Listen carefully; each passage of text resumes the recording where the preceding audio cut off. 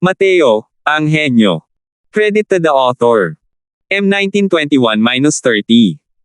Ang mga pangalan po na nandito ay galing sa mga name generator.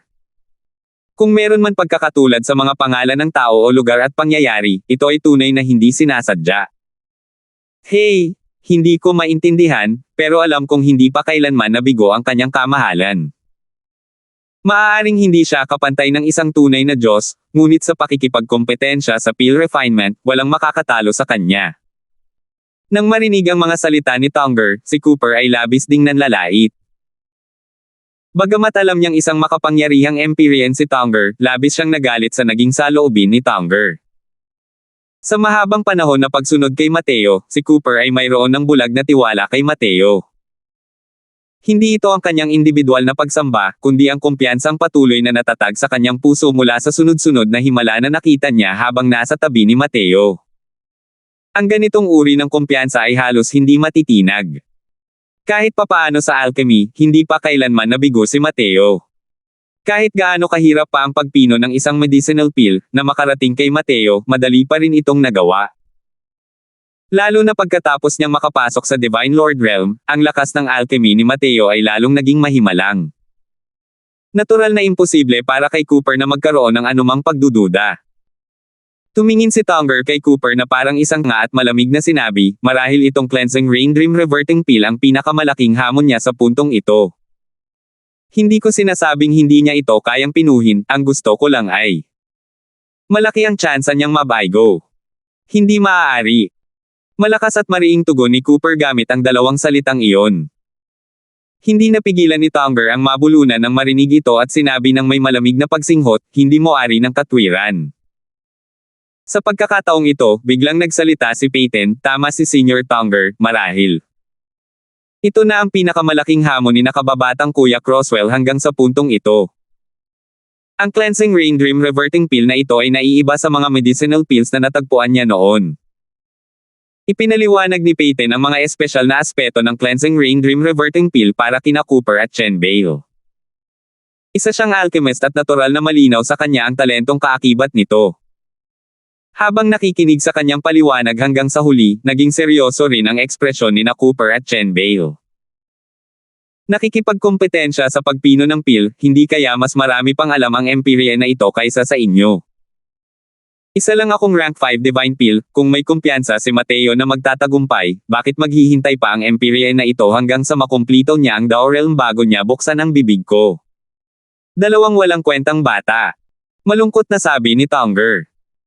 Natahimik si Cooper, ngunit di nagtagal, itinaas niya muli ang kanyang ulo at sinabi kay Tonger, alinman dito, imposibleng mabaigo ang kanyang kamahalan, tumingin ka lang ng maayos. Hindi napigilan ni Tonger ang mabulunan nang marinig ito, at pagkatapos ay sinabi niya ng may malamig na pagsinghot, napakawalang saysay. Sa isang kisap mata, lumipas na ang 30 araw, hindi pa rin lumalabas si Mateo. Sa wakas ay napagtanto ni Cooper na ang sinabi ni Tonger at Peyton ay hindi pa lalabi para magdulot ng alarma. Ngayon lang niya nakitang ganito katagal umiinom si Mateo ng isang medicinal pill. Sa labas ng pinto, pabalik-balik na naglalakad si Cooper, tila medyo naiinis. Tumigil ka nga sa paglalakad-lakad, nahihilo na ang mga mata ko dahil sayo. Malungkot na sabi ni Tonger. Humph! Pinaghahandaan na ng kamahalan ang gamot para sa iyo, hindi ka naman talaga nag-aalala. Kung may mangyari sa kamahalan, hindi kita palalayasin. Malamig na sanggal ni Cooper. Langit-ngit. Sa oras na ito, bumukas ang pinto mula sa loob. Isang pagod na figure ang dahan-daang lumabas mula sa loob. Kamahalan. Ayos lang ba kayo? Ayos lang ba kayo? Nang makita ang pagdating ni Mateo, muntik nang mapatalon si Cooper at dali-daling lumapit para tumulong. Ang dalawang mata ng kasalukuyang Mateo ay puno ng bakas ng dugo, medyo magulo ang kanyang buhok, ang kanyang buong pagkatao ay parang may malubhang karamdaman. Sa tingin ni Cooper, si Mateo ay laging kalmado kapag nagpipino ng mga tableta, at napakadali niyang nakakamit. Kailan pa siya naging ganito? Ikinumpas ni Mateo ang kanyang kamay at mahinang sinabi, masyado lang talagang malaki ang nagagamit kong lakas ng pag-iisip. Magiging maayos din ako pagkatapos magpahinga ng ilang araw. Tumayo si Tonger, at hindi sinasadyang nagbago ang ekspresyon ng kanyang mukha nang tumingin kay Mateo. Nabigo. Ang Cleansing Rain Dream Reverting Pill ay naipasa ng ninuno ng Bamboo Group Void Realm. Sa loob ng hindi mabilang na taon, ang Bamboo Group Void Realm ay minsan nang nakalap ng mga spirit medicine. Ngunit hanggang sa kasalukuyan, wala pang sino man ang matagumpay na nakapagpino nito noon. Kahit ang isang peak 7-star alchemy god na minsan nang lumitaw ay hindi rin nagtagumpay noon. Hindi naman sa hindi nila kayang pinuhin ang isang dekalidad na tabletang panggamot, pero hindi pa sila nagtagumpay sa pagbuo ng tabletang iyon noon. Kahit isang beses ay hindi. At ang medicinal pill na ito ay isa lamang rank 5 divine pill. Hindi mo ari ang hirap ng pagpino. Kaya naman, wala talagang pag-asa si Tonger kay Mateo. Swoosh! Isang guhit ng umaagos na liwanag ang dumaan, iniabot ni Tonger ang kanyang kamay para suluhin ito, at isang maliit na bote ang lumitaw sa kanyang kamay. Agad na nagiba ang ekspresyon ng mukha niya. Gulat na tumingin si Tonger kay Mateo at sinabing, "Ikaw. Talagang nagtagumpay ka." Bahagyang ngumiti si Mateo at sinabing, "Hey, ang lakas talaga ng gamot na ito, halos patayin ako."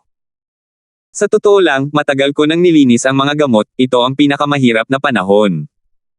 Pero, nagtagumpay ako dahil sa isang aksidente. Sana. Tumingin si Tonger kay Mateo at sinabing may labis na gulat. Isa siyang alchemist at natural lang na alam niya kung gaano kahirap sa mental na lakas ang pagpino ng isang medicinal pill. Pero ang lakas ng alchemy ni Mateo, napakalinaw niya. Kahit na makahanap siya ng 7-star alchemy god ngayon, kung pag-uusapan ang pagpino ng isang rank 5 divine pill, ang lakas niya ay maaaring hindi mas malakas kaysa kay Mateo. Para pahirapan si Mateo ng ganito, makikita kung gaano kalaki ang pinaghirapan niya para sa medicinal pill na ito. Isang munting banal na sentido ang bumaon sa maliit na bote, ang buong pagkatao ni Tonger ay parang tinamaan ng kidlat. Humabog. Nako! Nako! Bumagsak sa lupa si Treasure Pig at nagsimulang sumigaw, na nagpapahiwatig ng kanyang pagkadismaya. Pero walang reaksyon si Tonger. Nasa gitna pa rin siya ng pagkabigla. Vivast Spirit Divine Pill. Paano? Paano mo nagawa yun? Tiningnan ni Tonger si Mateo na parang nakatingin sa isang prehistoric behemoth. Wala pang sino man ang nakapagpino ng gamot na ito noon. Kahit sa Heavenspan World, malamang ay wala talagang ganitong formula ng gamot. Pero, hindi lang ito pinino ni Mateo, nagtanghal pa siya sa napakataas na antas, pinino ito para maging isang malawak na Spirit Divine Pill. Katulad ng antas siyam na kahirapan, ang Exquisite Jade Heart Recovery Pill at Cleansing Rain Dream Reverting Pill, ang dalawang medicinal pills na ito, ay hindi maihahambing. Walang paraan si Mateo para maging pamilyar sa mga katangiang panggamot ng mga gamot na iyon. Unti-unti lamang itong nahuhulaan ni Mateo. Sa ilalim ng ganitong mga pangyayari, ang kakayahang pinuhin ng mataas na grado ay lubos ng kahanga-hanga. Pero uminom si Mateo ng isang perpektong gamot. Hindi talaga alam ni Tonger kung anong mga salita ang gagamitin para ilarawan ang gulat sa kanyang puso sa kasalukuyan. Bagkus, si Cooper ang hindi kasing lakas ng kanyang mga iniisip at nararamdaman, habang tumatawa ng malakas, "Hahaha, ano ang sinabi ko?" Sa pagkilos ng kanyang kamahalan, tiyak na hindi siya mabibigo. Sa alchemy, hindi siya matatalo. Ang kasalukuyang si Cooper ay parang isang nagwagi. Sa loob ng isang buwang ito, labis siyang nag-aalala para kay Mateo, ngunit ang kanyang tiwala kay Mateo ay hindi kailanman nawala ng gana noon. Dahil sa tagumpay ni Mateo, pinatunayan nito na tama si Cooper. Ibinuka ni Tonger ang kanyang bibig, ngunit walang lumabas na kahit ano. Sa sandaling ito, bigla niyang natuklasan na ang kanyang pagkakaintindi kay Mateo ay napakababaw pa rin. Sa loob ng isang buwang ito, pakiramdam niya ay masyadong bulag ang tiwala ni Cooper kay Mateo. Pero natuklasan niya ngayon na hindi pala ito ang totoo. Dahil sa edad ni Mateo, na kayang makamit ang mga kakilakilabot na tagumpay sa alchemy, hindi siya maaaring gamitin ang sentido komun para suriin. Kaya naman, ang kumpiyansa ni Cooper ay maaaring hindi isang bulag na pagsamba. Hindi siguro, pero sigurado. Tumingin si Tonger kay Cooper at bumantong hininga ng malalim sa kasinabing, "Sige, inaamin kong mali ako. Minaliit ko si Mateo. Ang lakas niya ay hindi nagmumula sa lakas niya. Hindi maisip ang magiging tagumpay ng batang ito sa hinaharap." Nagulat si Cooper, ang mayabang na Empyrean powerhouse na ito ay humingi pa ng tawad sa kanya. 1922. Sa pagtulog na ito, nakatulog ng mahimbing si Mateo, nakatulog ng buong tulog sa loob ng 10 araw at gabi. Para sa mga may kapangyarihan sa deity realm, hindi na nila kailangan ng tulog para makabawi sa kanilang estado. Pero sa pagkakataong ito, labis nang naubos ang lakas ng pag-iisip ni Mateo, at kinailangan niya ng mahimbing na tulog bago siya makabawi sa kanyang kalagayan. Sa araw na ito, sa wakas ay nagising si Mateo. Natuklasan niya na may pares ng malalaking mata na kasalukuyang nakatitig sa kanya. Isang matangos na ilong ang kasalukuyang nakadikit sa kanyang ilong. Baboy na kayamanan. Nagtago si Tongar. Mabilis na natanto ni Mateo. Ungol. Ungol. Paulit-ulit na tumango si Treasure Pig. May natuklasan si Mateo. Kamahalan, sa wakas ay nagising ka na. Inubos ni Tongar ang Cleansing Rain Dream Reverting Pill at bumalik na sa Purple Extreme Hall para magtago, sabi ni Cooper. Nitong mga nakaraang araw, iilang tao lang si Cooper ang laging nagbabantay kay Mateo. Nang makita siyang nagising sa oras na ito, nakahinga rin sila ng maluwag. Dahan daw ang tumayo si Mateo at tumango, natagalan ako, oras na para gawin ang nararapat. Lumipat ang tingin ni Peyton at nagtanong, ano ang gusto mong gawin? Sabi ni Mateo, hindi ba't sinasabi na si Empyrean Flutterfeather ay nagtayo ng isang Alchemy Celestial Pavilion, gamit ang mga labanan sa alchemy upang matukoy ang ranggo ng Diyos ng alchemy. Kung gayon, tingnan natin. Nang marinig iyon ni Peyton, hindi napigilan ng kanyang mga mata ang pagkislap. Hinampis niya ng malakas ang kanyang hita at sinabing, nako, ang tanga ko talaga, bakit hindi ko ito naisip? Sa lakas mo, hindi pa ba lalaban ang lahat para makipagtulungan sa amin pagdating ng panahon? Hindi dapat ipagpaliban ang bagay na ito. Iyan na natin. Ngumiti si Mateo at sinabing, huwag magmadali. Sa pagpipino ng pil ngayon, may mga nadagdag sa akin. Hintayin mong maayos ko ito. Bukas ng umaga, pupunta tayo sa Alchemy Celestial Pavilion. Habang nagmumuni-muni ng palihim, si Mateo ay talagang maraming iniisip at nararamdaman. Tama ang sinabi ni Tongar, ang pagpipin ng pil sa pagkakataong ito ang siyang pinakamalaking hamon na kanyang naranasan sa kanyang buhay. Kahit noong ni-refine ang Dow-defying pil noon, hindi na rin ito kasing sakit at nakakapagod gaya ngayon. Gumugol si Mateo ng mahigit 20 araw upang mahinuha ang mga katangiang panggamot at patuloy na paghambingin ang mga gamot na may espiritu, paghahanap ng mga pagkakamali at pagkukulang, at muling paghinuha. Matapos lubos na matuklasan ang mga katangiang panggamot, sinimula ni Mateo na likhain ang formula ng tableta. Kasabay noon, sa loob ng isang buwan, si Mateo ay nalubog sa matinding mga conclusion. Paano naman siya hindi mapapagod? Ngunit labis siyang nasiyahan sa huling resulta. Para mapino ang Cleansing Rain Dream Reverting Pill tungo sa malawak na Spirit Divine Grade, si Mateo mismo ay nakaramdam din ng labis na kahusayan. At dahil din dito ay mas naunawaan niya ang mga katangiang panggamot ng mga gamot na may espiritu. Ang mga katangiang panggamot ng mga gamot na espiritu ay hindi umiiral ng nag-iisa. Mayroon ding malalim na koneksyon sa likas na katangian. Ito ay dahil lamang sa ang ganitong uri ng koneksyon ay masyadong komplikado. Ang mga conclusion ay natural na hindi kasing direkta ng direktang pag-unawa sa mga ito. Pero, matapos talagang pag-isipan, natural na napakalaki ng mga benepisyo. Bagamat hindi nito natulungan si Mateo na makarating sa Ancestor Realm, pinatibay nito ang pundasyon ng kanyang alchemy. Tahimik na lumipas ang isang gabi.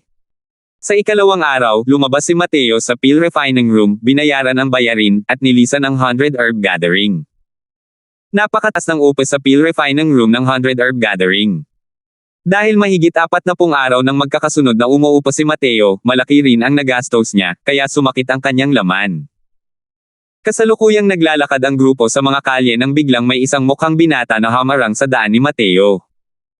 Nagtanong ang katulong, maaari ko bang itanong kung si Panginoon Mateo ba iyon?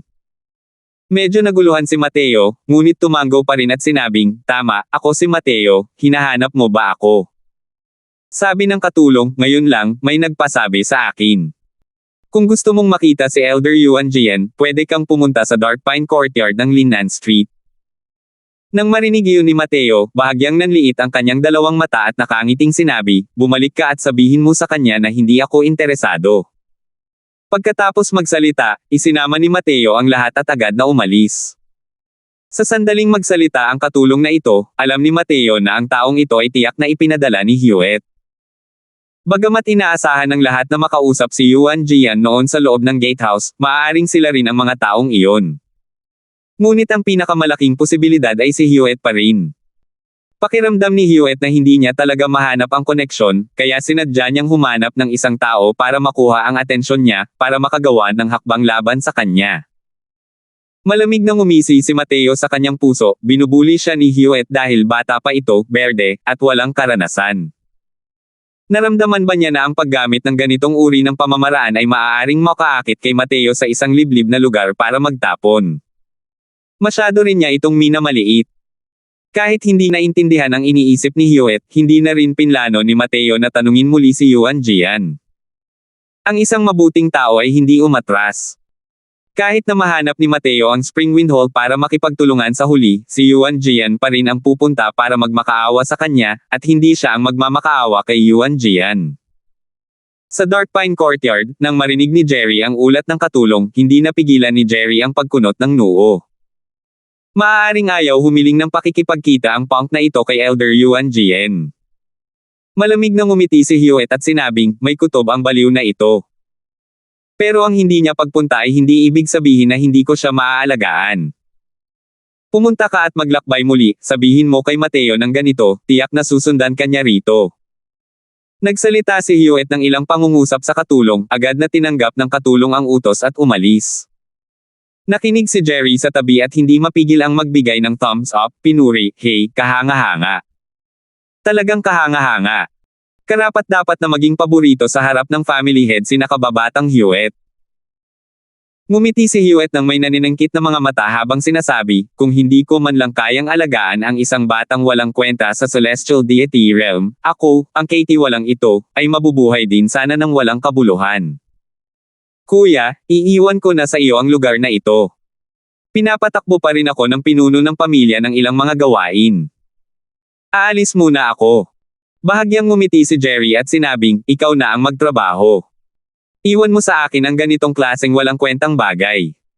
Hindi nagtagal pagkaalis ng katulong, inakay niya nga si Mateo palapit. Isa pa, si Mateo lang ang naroon. Pagpasok ni Mateo sa Dark Pine Courtyard, naramdaman niyang naipit siya sa isang hanay ng mga sundalo. Hindi lang talaga ito pinansin ni Mateo dahil sa ganitong antas ng array formation. Sa kasalukuyan niyang lakas ng batas pangkalawakan, ang pagnanais na makatakas ay hindi isang mahirap na bagay. Pagpasok sa patio, isang lalaking nasa katanghaliang gulang ang kasalukuyang nagsasalin ng isang tasa ng alak para sa kanyang sarili at umiinom. Magalang na sinabi ng katulong, Panginoon, dinala na po rito si Mateo. Ikinumpas ni Jerry ang kanyang kamay, at agad na umalis ang katulong. Bahagyang naninangkit ang dalawang mata ni Mateo. Tumingin kay Jerry at sinabi, ikaw ang gumamit ng buhay ni Brother Peyton para pagbantaan ako. Natagpuan muli ng katulong na iyon si Mateo at sinabi kay Mateo na si Peyton ay disipulo ni Springwind Hall. Kung hindi siya pupunta sa Dark Pine Courtyard, mamamatay si Peyton ng napakasama. Tunay ngang napakadali lang makitungo sa isang maliit at mababang antas na diakono dahil sa katayuan ni Hewitt. Kahit isa lamang siyang hamak na Katie wala. Gamit ang kapangyarihan at impluensya ni Yuan Jian, hanggat casual na ibinubuka ni Hewitt ang kanyang bibig, kaya niyang hatulan si Peyton ng walang kapalit. Tumingin si Jerry kay Mateo at natawa ng may pag-aalinlangan habang sinasabi, Brat, ang yabang mo talaga. Pagdating mo sa bahay ko, ang lakas pa rin ng loob mong magsalita ng ganito. Malamig na sinabi ni Mateo, nasaan si Hewitt? Ngumiti si Jerry at sinabing, nasaktan mo ang nakababatang kapatid na Hewitt at dapat mong malaman na ikaw ang mananalo ngayon. Mamatay ka, o si Peyton. Siyempre, dahil napunta ka rito, ipinapakita nito na nakagawa ka na ng desisyon. Tumingin si Mateo kay Jerry at malamig na sinabi, sa mga katulad mo lang. Uminom muli si Jerry ng isa pang tasa ng alak at nakangiting sinabi, nasa bingit ka na ng kamatayan at matigas pa rin ang ulo mo. Kung hindi ko man lang kayang alagaan ang isang maliit na Seventh Firmament Celestial Deity, ang napakaraming taon ng paglilinang ay mawawalan din ng saysay. Pagkatapos magsalita, nanlamig ang kanyang tingin, isang nakapangangilabot na pag-agos ng kapangyarihang pandaigdig ang biglang sumiklab, na bumalot sa buong patio sa loob. Natural lamang na hindi naglakas loob si Jerry na kumilos sa mga lansangan, kaya pinilit niya si Mateo na pumasok sa Dark Pine Courtyard na ito para maging madali ang pagpatay. Tiningnan siya ni Mateo na parang isang tanga, at malamig na sinabi, gusto ko sanang alisin ang problemang ito kay Hewitt, pero dahil wala siya rito, masisisi mo na lang na malas ka. 1923. Malas ko ba? Hindi mo pa rin alam ang sitwasyon ngayon, di ba? Gayon din, gumamit si Jerry ng ekspresyon na parang nakatingin sa isang hanggal para tingnan si Mateo. Hindi kaya't isang tanga ang punk na ito. Isang simpleng Seventh Firmament Celestial Deity ang talagang nang-ahas na magsalita ng ganito kalakas na mga pagmamalaki. Kahit ano paman, isa rin siyang powerhouse ng True God Realm, hindi kaya't hindi niya alam ang pagkakaiba sa pagitan ng Celestial Deity Realm at True God Realm. Ikaw mismo ang hindi nakakaintindi ng sitwasyon. Nakangisi na tugon ni Mateo. Bigla, isang mas malakas na alon ang umalangaw-ngaw sa loob ng patio, direktang nagtulak pabalik sa kapangyarihang pandaigdig ni Jerry. Power! Nagulat si Jerry at direktang napalipad ng napakalaking puwersang ito, at samuka ng isang malaking subo ng dugo.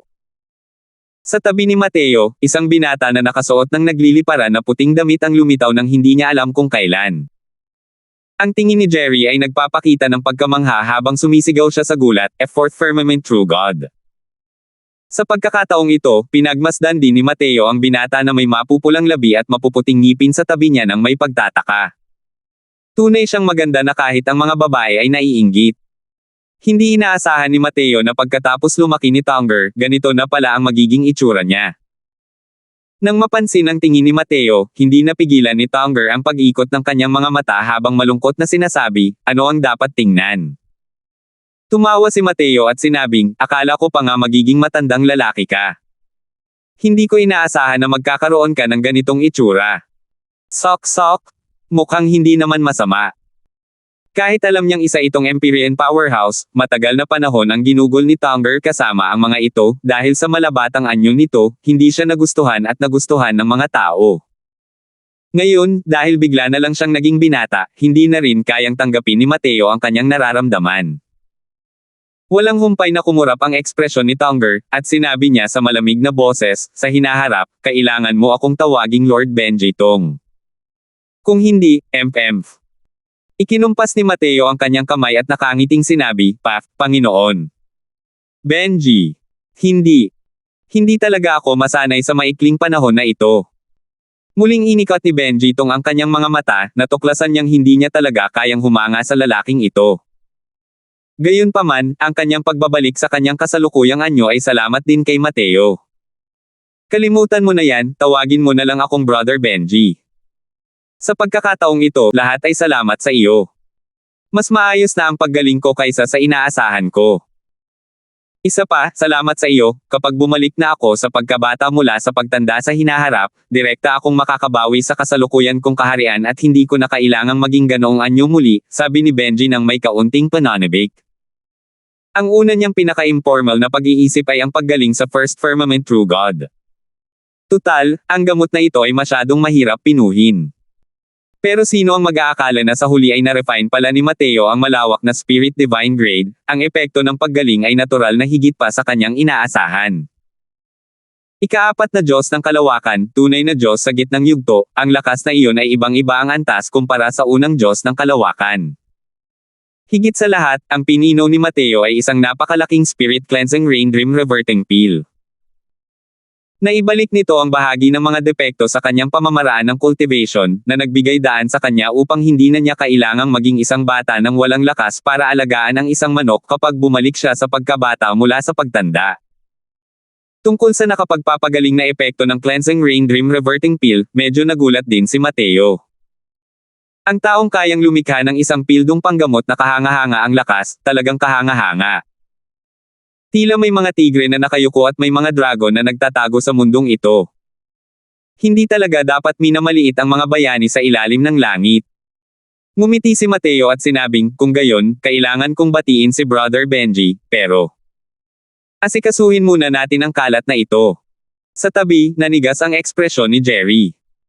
Lumuhad siya ng may malakas na kalabog, at humagulgol, kamahalan, ang mababang uri na ito ay may mga mata ngunit hindi niya nakilala ang bundok tay at ininsulto ang kamahalan. Ako. Nagmamakaawa ako sa kamahalan na kunin ang mababang uri na ito bilang isang utot at palayain ang mababang uri na ito. Nang makita ang Benji na may kahangahangang aura, paano pa magkakaroon ng pagnanais si Jerry na lumaban? Ang pagkakaroon ng tunay na Diyos sa unang kalawakan ay makikipag-ugnayan sa tunay na Diyos sa ikaapat na kalawakan.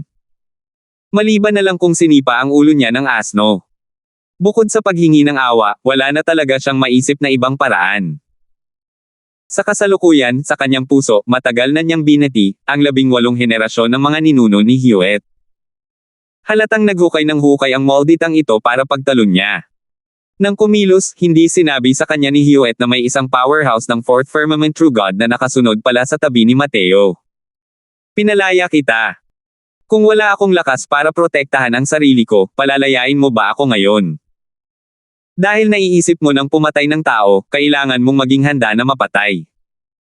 Brother Benji, gawin mo na, malamig na sabi ni Mateo. Natural lamang na hindi makapagbigay ng anumang awa si Mateo para kay Jerry na ito. Malinaw na nandito ang kabilang panig para patayin si Mateo, pero umaasa pa rin na magpapakita ng awa si Mateo at hahayaan siyang umalis. Bahagyang tumango si Benji nang marinig ito. Hindi nakita ni Jerry na gumawa siya ng anumang komplikadong aksyon. Marahang itinuro lamang niya ang isang daliri. Naramdaman na lamang ni Jerry ang unti-unting paglaki ng puting liwanag sa kanyang mga pupil. Pagkatapos noon, wala nang nangyari pa pagkatapos noon. Sa harap ni Benji, hindi niya man lang magawang tipunin ang banal na asensya. Nang makita ang eksenang ito, nanikip din ang mga mata ni Mateo nang sabihin niya, ang husay ni Brother Benji. Hindi ko talaga inaasahan na hindi lang pala isang 7-star alchemy god si Brother Benji, ang iyong martial arts ay napakalakas din. May pagmamalaking sabi ni Benji, hindi mo naman siguro iniisip na ikaw lang ang nakakaalam ng batas pangkalawakan sa mundong ito, di ba? Nagpalitan ng tingin ang dalawa, sabay na humagalpak sa tawa. Anong sabi mo? Namatay si Jerry. Ito. Paano nangyari ito? Nang marinig ang balita ng pagkamatay ni Jerry, halos mapatalon si Hewitt. Isang True God Realm ang nakipag-ugnayan sa isang 7th Firmament Celestial Deity Realm at namatay nga. Ang ganitong uri ng bagay ay sadyang hindi pa naririnig. Hindi nang ahas ang mababang loob na ito na linlangan si Lord Steward. Tahimik na hinintay ng mababang loob na ito ang resulta sa likod bahay ngunit hindi niya nakitang bumalik si Lord Jerry ng matagal. Naglakas loob ako, pumunta sa front court at natuklasan kung matagal nang patay si Lord Jerry. Hindi si Mateo ang taong walang pakundangang pumatay ng mga inosente. Ang aliping iyon ay isa lamang binata ng Divine Lord Realm, na sumusunod sa mga utos ng mga tao. Natural lang na wala siyang balak na lipulin ng tuluyan. Pero may array formation na nakahiwalay sa front court. Kaya hindi niya alam kung ano ang nangyari sa likod bahay. Pagpunta niya sa front court, matagal nang walang tao. Paulit-ulit na nagbago ang ekspresyon ni Hewitt.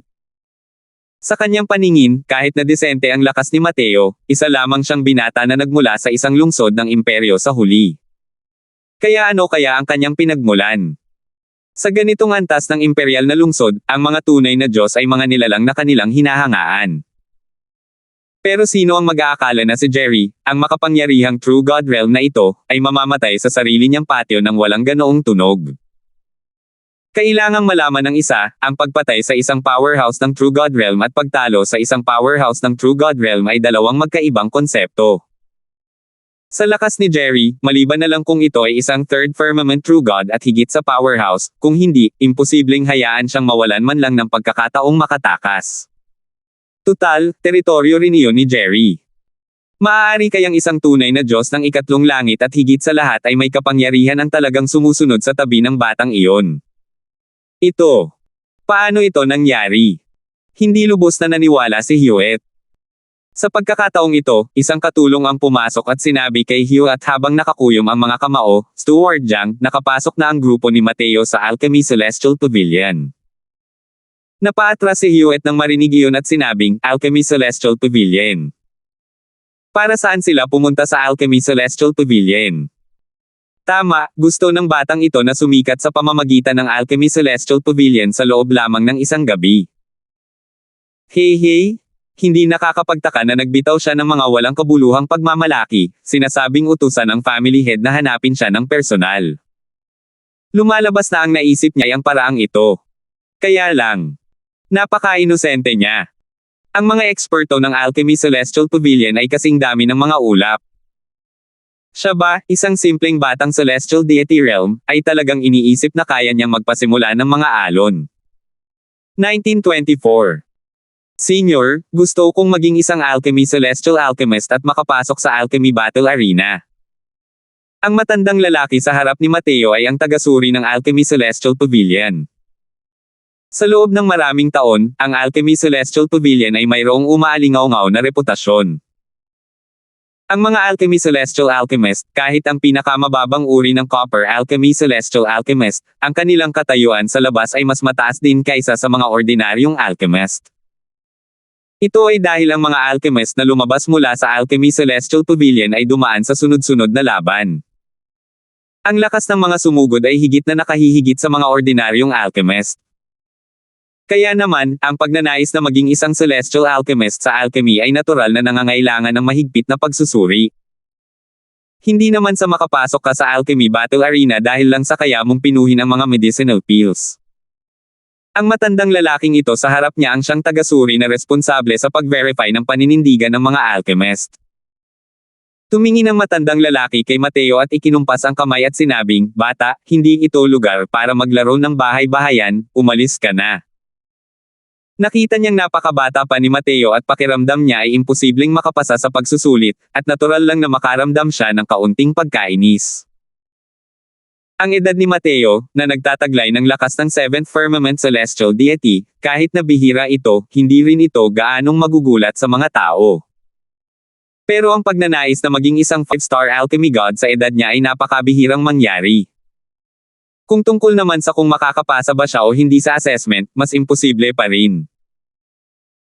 Kahit na ang pagsusulit na ito ay hindi isang napakalalim na bagay, hindi rin ito ang kayang lampasan ng lahat. Ngumiti si Mateo at sinabing, "Hindi ba susubukan ng senior ang lakas ko?" Sabi ng matanda, ang matandang ito ang namamahala sa Alchemy Celestial Pavilion na ito sa loob ng maraming taon at hindi niya alam kung ilang alchemist ang nasaksihan niya noon. Kung makakapasa ka sa pagsusulit o hindi, malalaman ko agad. Ang matandang lalaking ito ay isang bihasang 5-star alchemy god mismo, kaya hindi mahina ang lakas ng kanyang alchemy daw. Dahil sa kasikatan ng Alchemy Celestial Pavilion, napakaraming alchemist ang gustong pumasok sa Alchemy Battle Arena. Ang mga alchemist na nakita na niya noon ay talagang napakarami. Bilang resulta, matagal na siyang nakabuo ng sarili niyang mga karanasan. Hindi rin ito ikinalit ni Mateo. Ngumiti lang siya at sinabing, kung gayon, maaari bang bigyan ni Senior ng pagkakataon si Junior, hayaan si Junior na sukatin ang sarili niyang lakas. Brat, huwag mo kaming sayangin sa oras, ang mga alchemist na nakita na ni Elder Ping dati ay mas marami pa kaysa sa asin na nakain mo. Sinabi na niya na wala ka na sa laro, kaya wala ka ng pag-asa. Brat, hindi pa nga lubusang tumutubo ang buhok mo. Alam mo ba ang tinatawag na peel refinement? Hahaha. Humagalpak ng tawa ang lahat, puno ng paghamak kay Mateo. Kahit nagustuhin ng mga disipulo mula sa mga dakil pamilya ng alchemy na maabot ang lakas upang makapasok sa Alchemy Celestial Pavilion, kailangan pa rin nilang maging 3 hanggang 5,000 taong gulang. Sa edad ni Mateo, imposibleng magkaroon ng pagkakataon. Nakita ni Elder Ping na ang ugali ni Mateo ay tapat, hindi arrogant tulad ng mga miyembro ng maharlikang pamilya.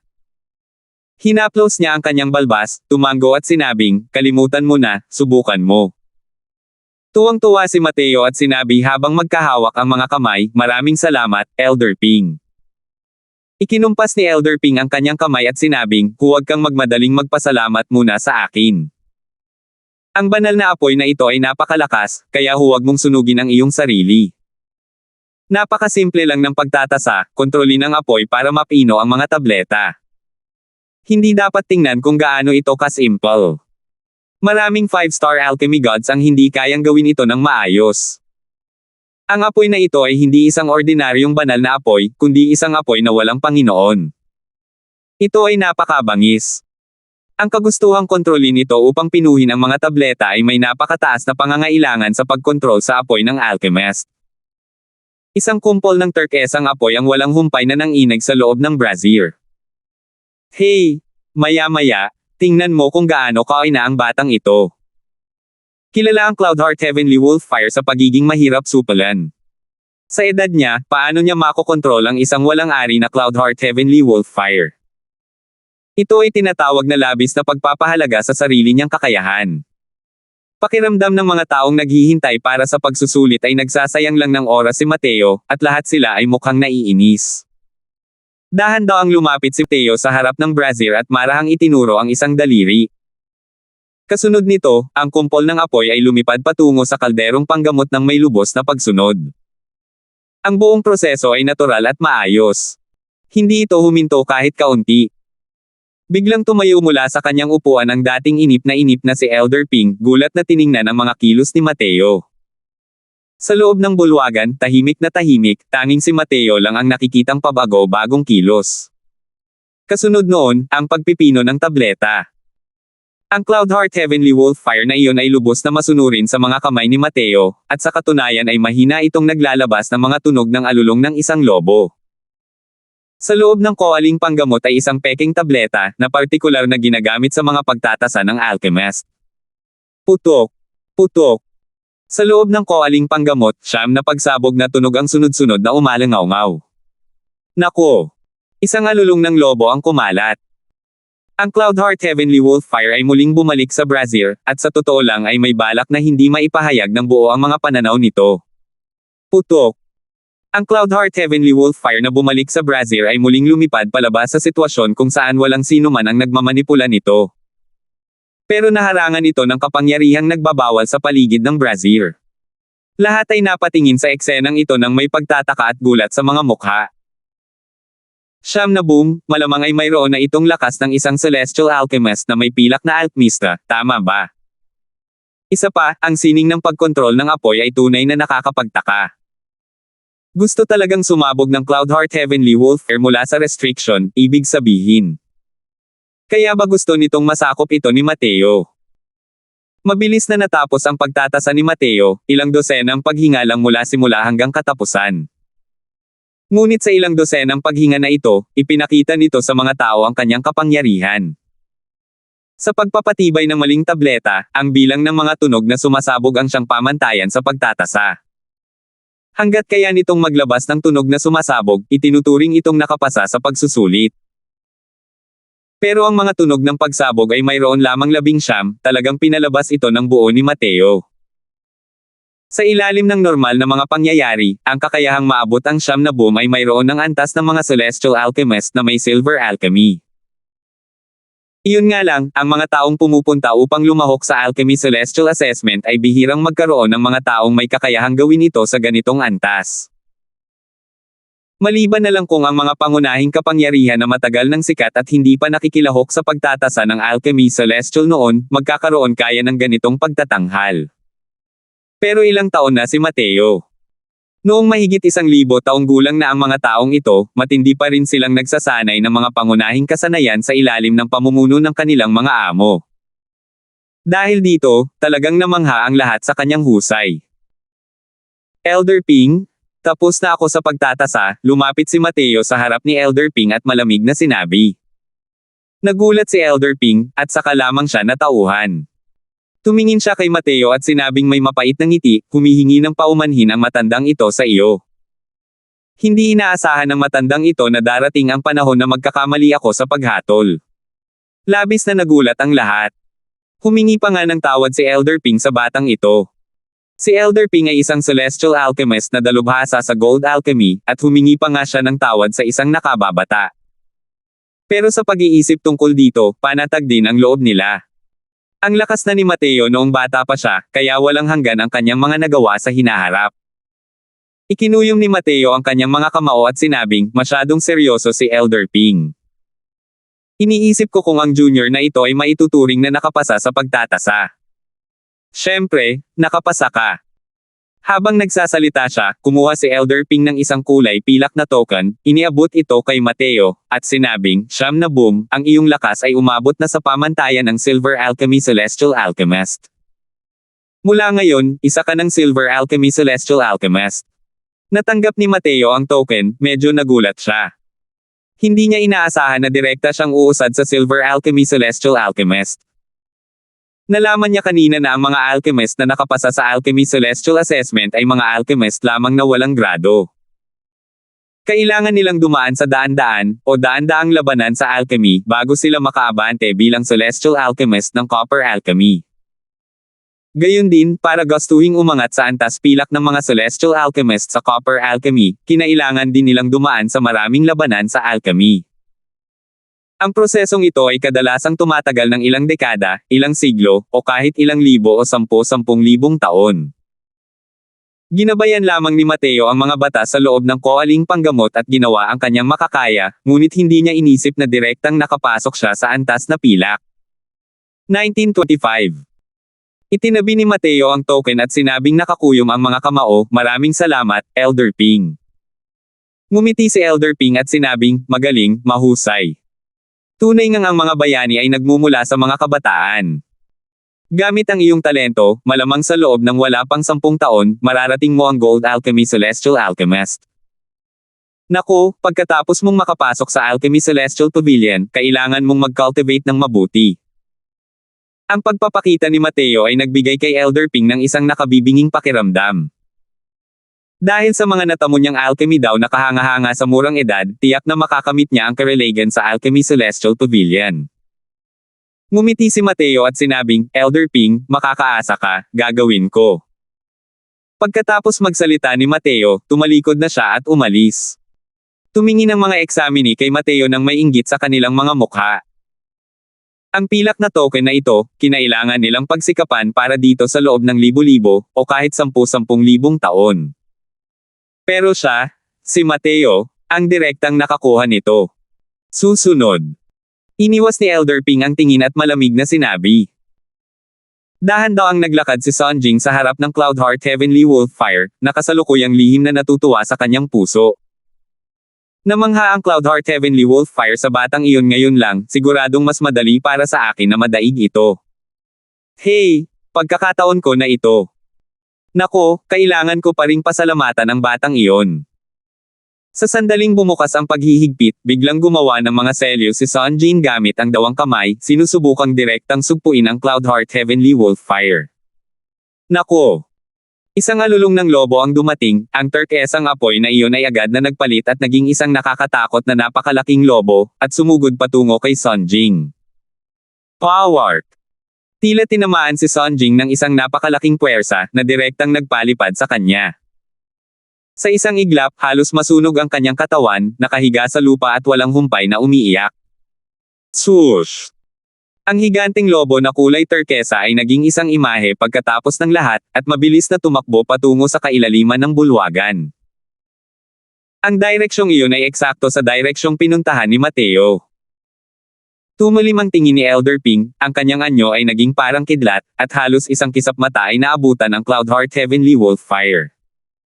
Masamang hayop, saan ka tumatakbo? Ang mga banal na apoy ay espiritual, kaya ang Cloudheart Heavenly Wolffire na ito ay malinaw na hindi madaling supalan. Nang makitang nakahabol si Elder Ping, ang Cloudheart Heavenly Wolffire ay sumugod patungo kay Elder Ping. Putok! Putok! Putok! Sa loob ng bulwagan, isang tao at isang apoy ang sumiklab na nagdulot ng isang malaking labanan. Nagpalitan ng tingin ang ibang tao, at gulat na nakatingin sa eksenang ito. Ito. Ano ba ang nangyayari rito? Kahit mahirap paamuin ang Cloudheart Heavenly Wolffire, hindi rin ito magiging ganoon kagalit. Ito. Hahabulin nito ang batang iyon ngayon lang, di ba? Ano ba ang ginawa ng batang yun para magawa niyang mabaliw ng ganito ang Cloudheart Heavenly Wolffire? Pagkatapos ng isang malaking labanan, sa wakas ay umasa si Elder Ping sa kanyang sariling makapangyarihang lakas at nasakop ang Cloudheart Heavenly Wolffire. Maliban na lang, ang nabihag na Cloudheart Heavenly Wolffire ay wala pa ring kapantay na pagkabigla, hindi kayang kontrolin ang kahit ano.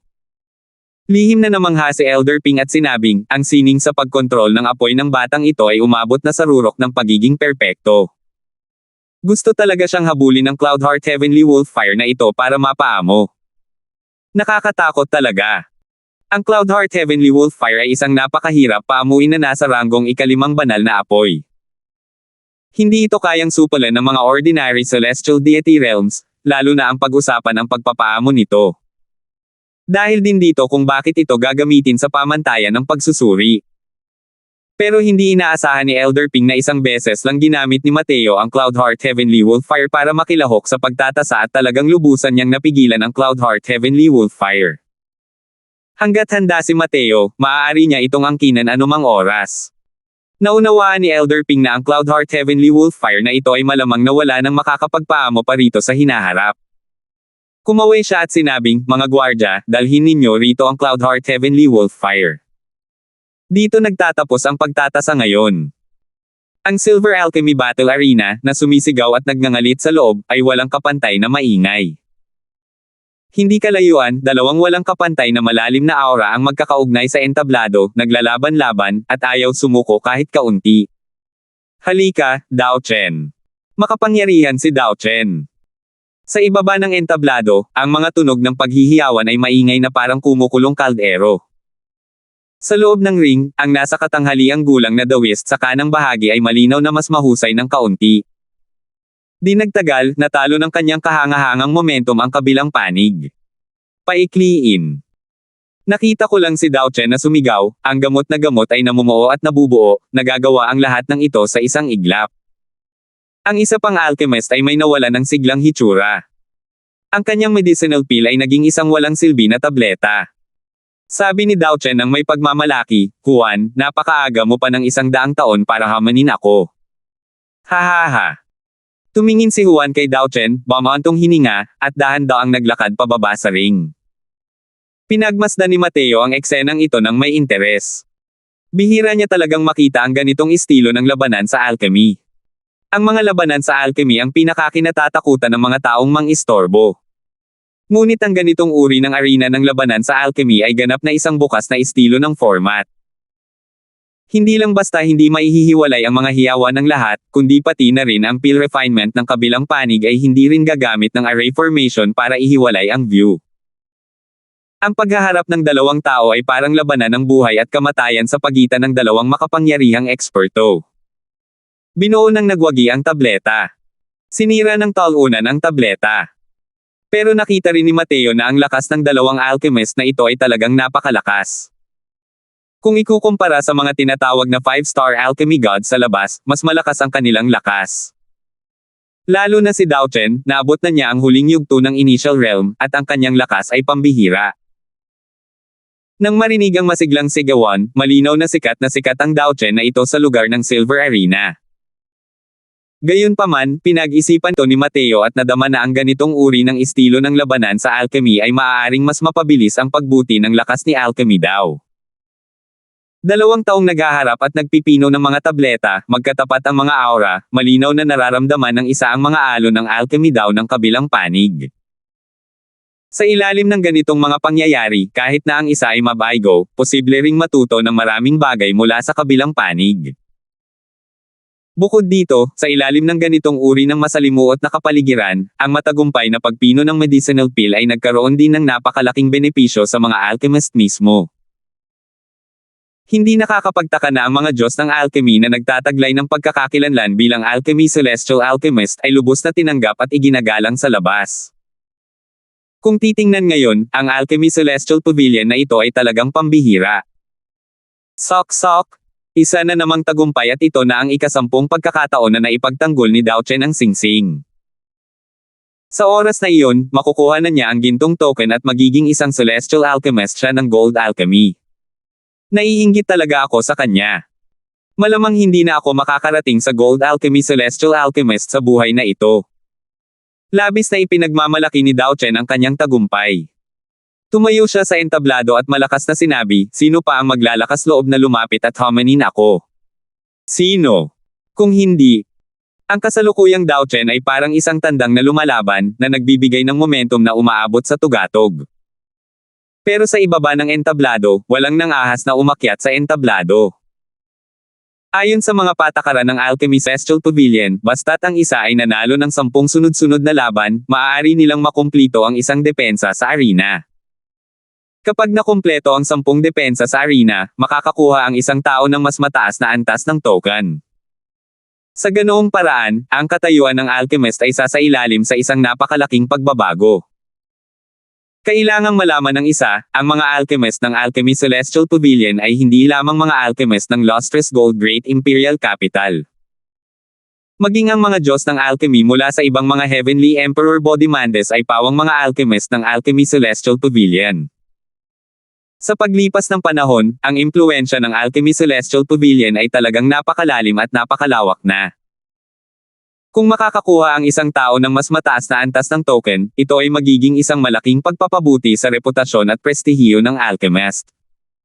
Natural lang na ikinabaliw ng mga tao ito. Sa Alchemy Celestial Pavilion lang talaga, napakahirap talagang sumulong. Sa paglipas ng panahon, bawat alchemist na pumasok sa Alchemy Celestial Pavilion ay hindi pawang mga ordinaryong tao. Ang pagnanais na manalo ng 10 sunod-sunod na laban ay talagang napakahirap. Bukod dito, kailangan pa nga ng isa ng 10 magkakasunod na panalo bago sila makaabante. At dahil nga rito mas naging mahalaga ang pagkakakilanlan ng isang alchemist mula sa Alchemy Celestial Pavilion. Biglang tumalo ng marahan si Mateo. Pagpasok sa ring, tumingin siya kay Dao Chen at sinabing may bahagyang ngiti, subukan ko. 1926. Nakatuon ang tingin ng lahat sa batang figurang iyon. Di nagtagal, nagpakita sila ng mga mapang uyam na tingin. Nang makita ni Dao Chen si Mateo, tumawa ito ng malakas at sinabing, "Haha, bata, hindi ka pamilyar. Ito ang lugar na pilak. Hindi ka naman nagmaling arena, di ba?" Bagamat marami ang mga celestial alchemist na gumagamit ng silver alchemy, madalas silang tumatambay sa silver arena. Pamilyar na pamilyar ang lahat sa isa't isa. Hindi lang mukhang hindi pamilyar si Mateo, kundi napakabata pa niya. Ang unang reaksyon ng lahat ay maling arena ang napuntahan niya. Paano nagkaroon ng ganito kabatang celestial alchemist na dalubhasa sa silver alchemy? Sa isang tabi, ang hukom na iyon na may malalim na titig ay nagsalita rin sa oras na ito, "Binata, ang lugar na ito ay ang silver arena. Kailangan mong makuha ang silver token bago sila makaakyat." Malinaw na hindi siya naniniwala na si Mateo ay isang celestial alchemist sa silver alchemy. Ngumiti si Mateo at dahan-dahang kinuha ang pilak na token na ibinigay sa kanya ni Elder Ping. Inihagis niya ito sa hukom at sinabing, "Dapat itong pilak na token, hindi ba?" "Senior, pakitiyak naman po." Ang ingay at maingay na tunog sa harap at ang mga mapangutyang boses ay biglang tumigil. Ang pumalit dito ay katahimikan. Isang batang silver alchemist na ngayon lang nila nakita. Tinanggap ng hukom ang token at ginamit ang banal na sentido upang suriin ito. Tunay nga, si Mateo ay isang bagong na-promote na celestial alchemist sa silver alchemy. Tumingin ang matandang lalaki kay Mateo at gulat na sinabi, "Kakalabas lang ng silver token mo, pero ngayon ko lang narinig ang tungkol sa iyo. Maaari kayang isang batang celestial alchemist na silver alchemy, kung ma-promote man siya ng tuluyan, imposibleng hindi niya ito narinig kahit kailan." Ipinapakita nito na malamang na direktang nakuha ni Mateo ang silver token.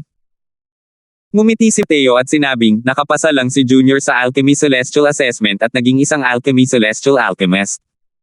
Bulong. Direktang na-promote bilang Silver Alchemy Celestial Alchemist. Ang batang ito ay umabot sa 9 na detonasyon. Hindi naman siguro, di ba? Noong huling lumabas ang 9 na pagsabog, ilang daang taon pa rin ang nakalipas, di ba?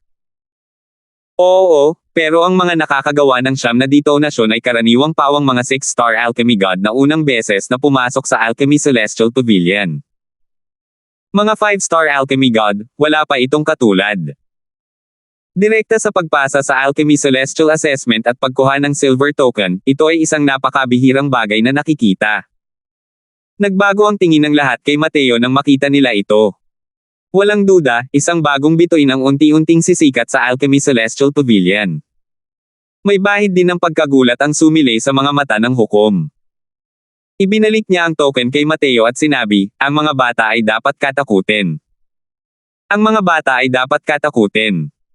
Sabi ni Mateo, ngayon, may kakayahan na akong hamanin siya, di ba? Habang sinasabi niya ito, tumingin si Mateo sa direksyon ni Dao Chen. Ngumiti ang hukom nang marinig iyon at sinabing, hey, binata, malaki ang potensyal mo, pero masyado mong minamaliit ang Silver Arena na ito. Ang palitan mo ng suntok sa kanya ngayon, wala itong pakinabang para sa iyo. Huwag, Elder Zin. Sa wakas ay nagkaroon na rin ako ng isang taong makapaghahatid sa pinto.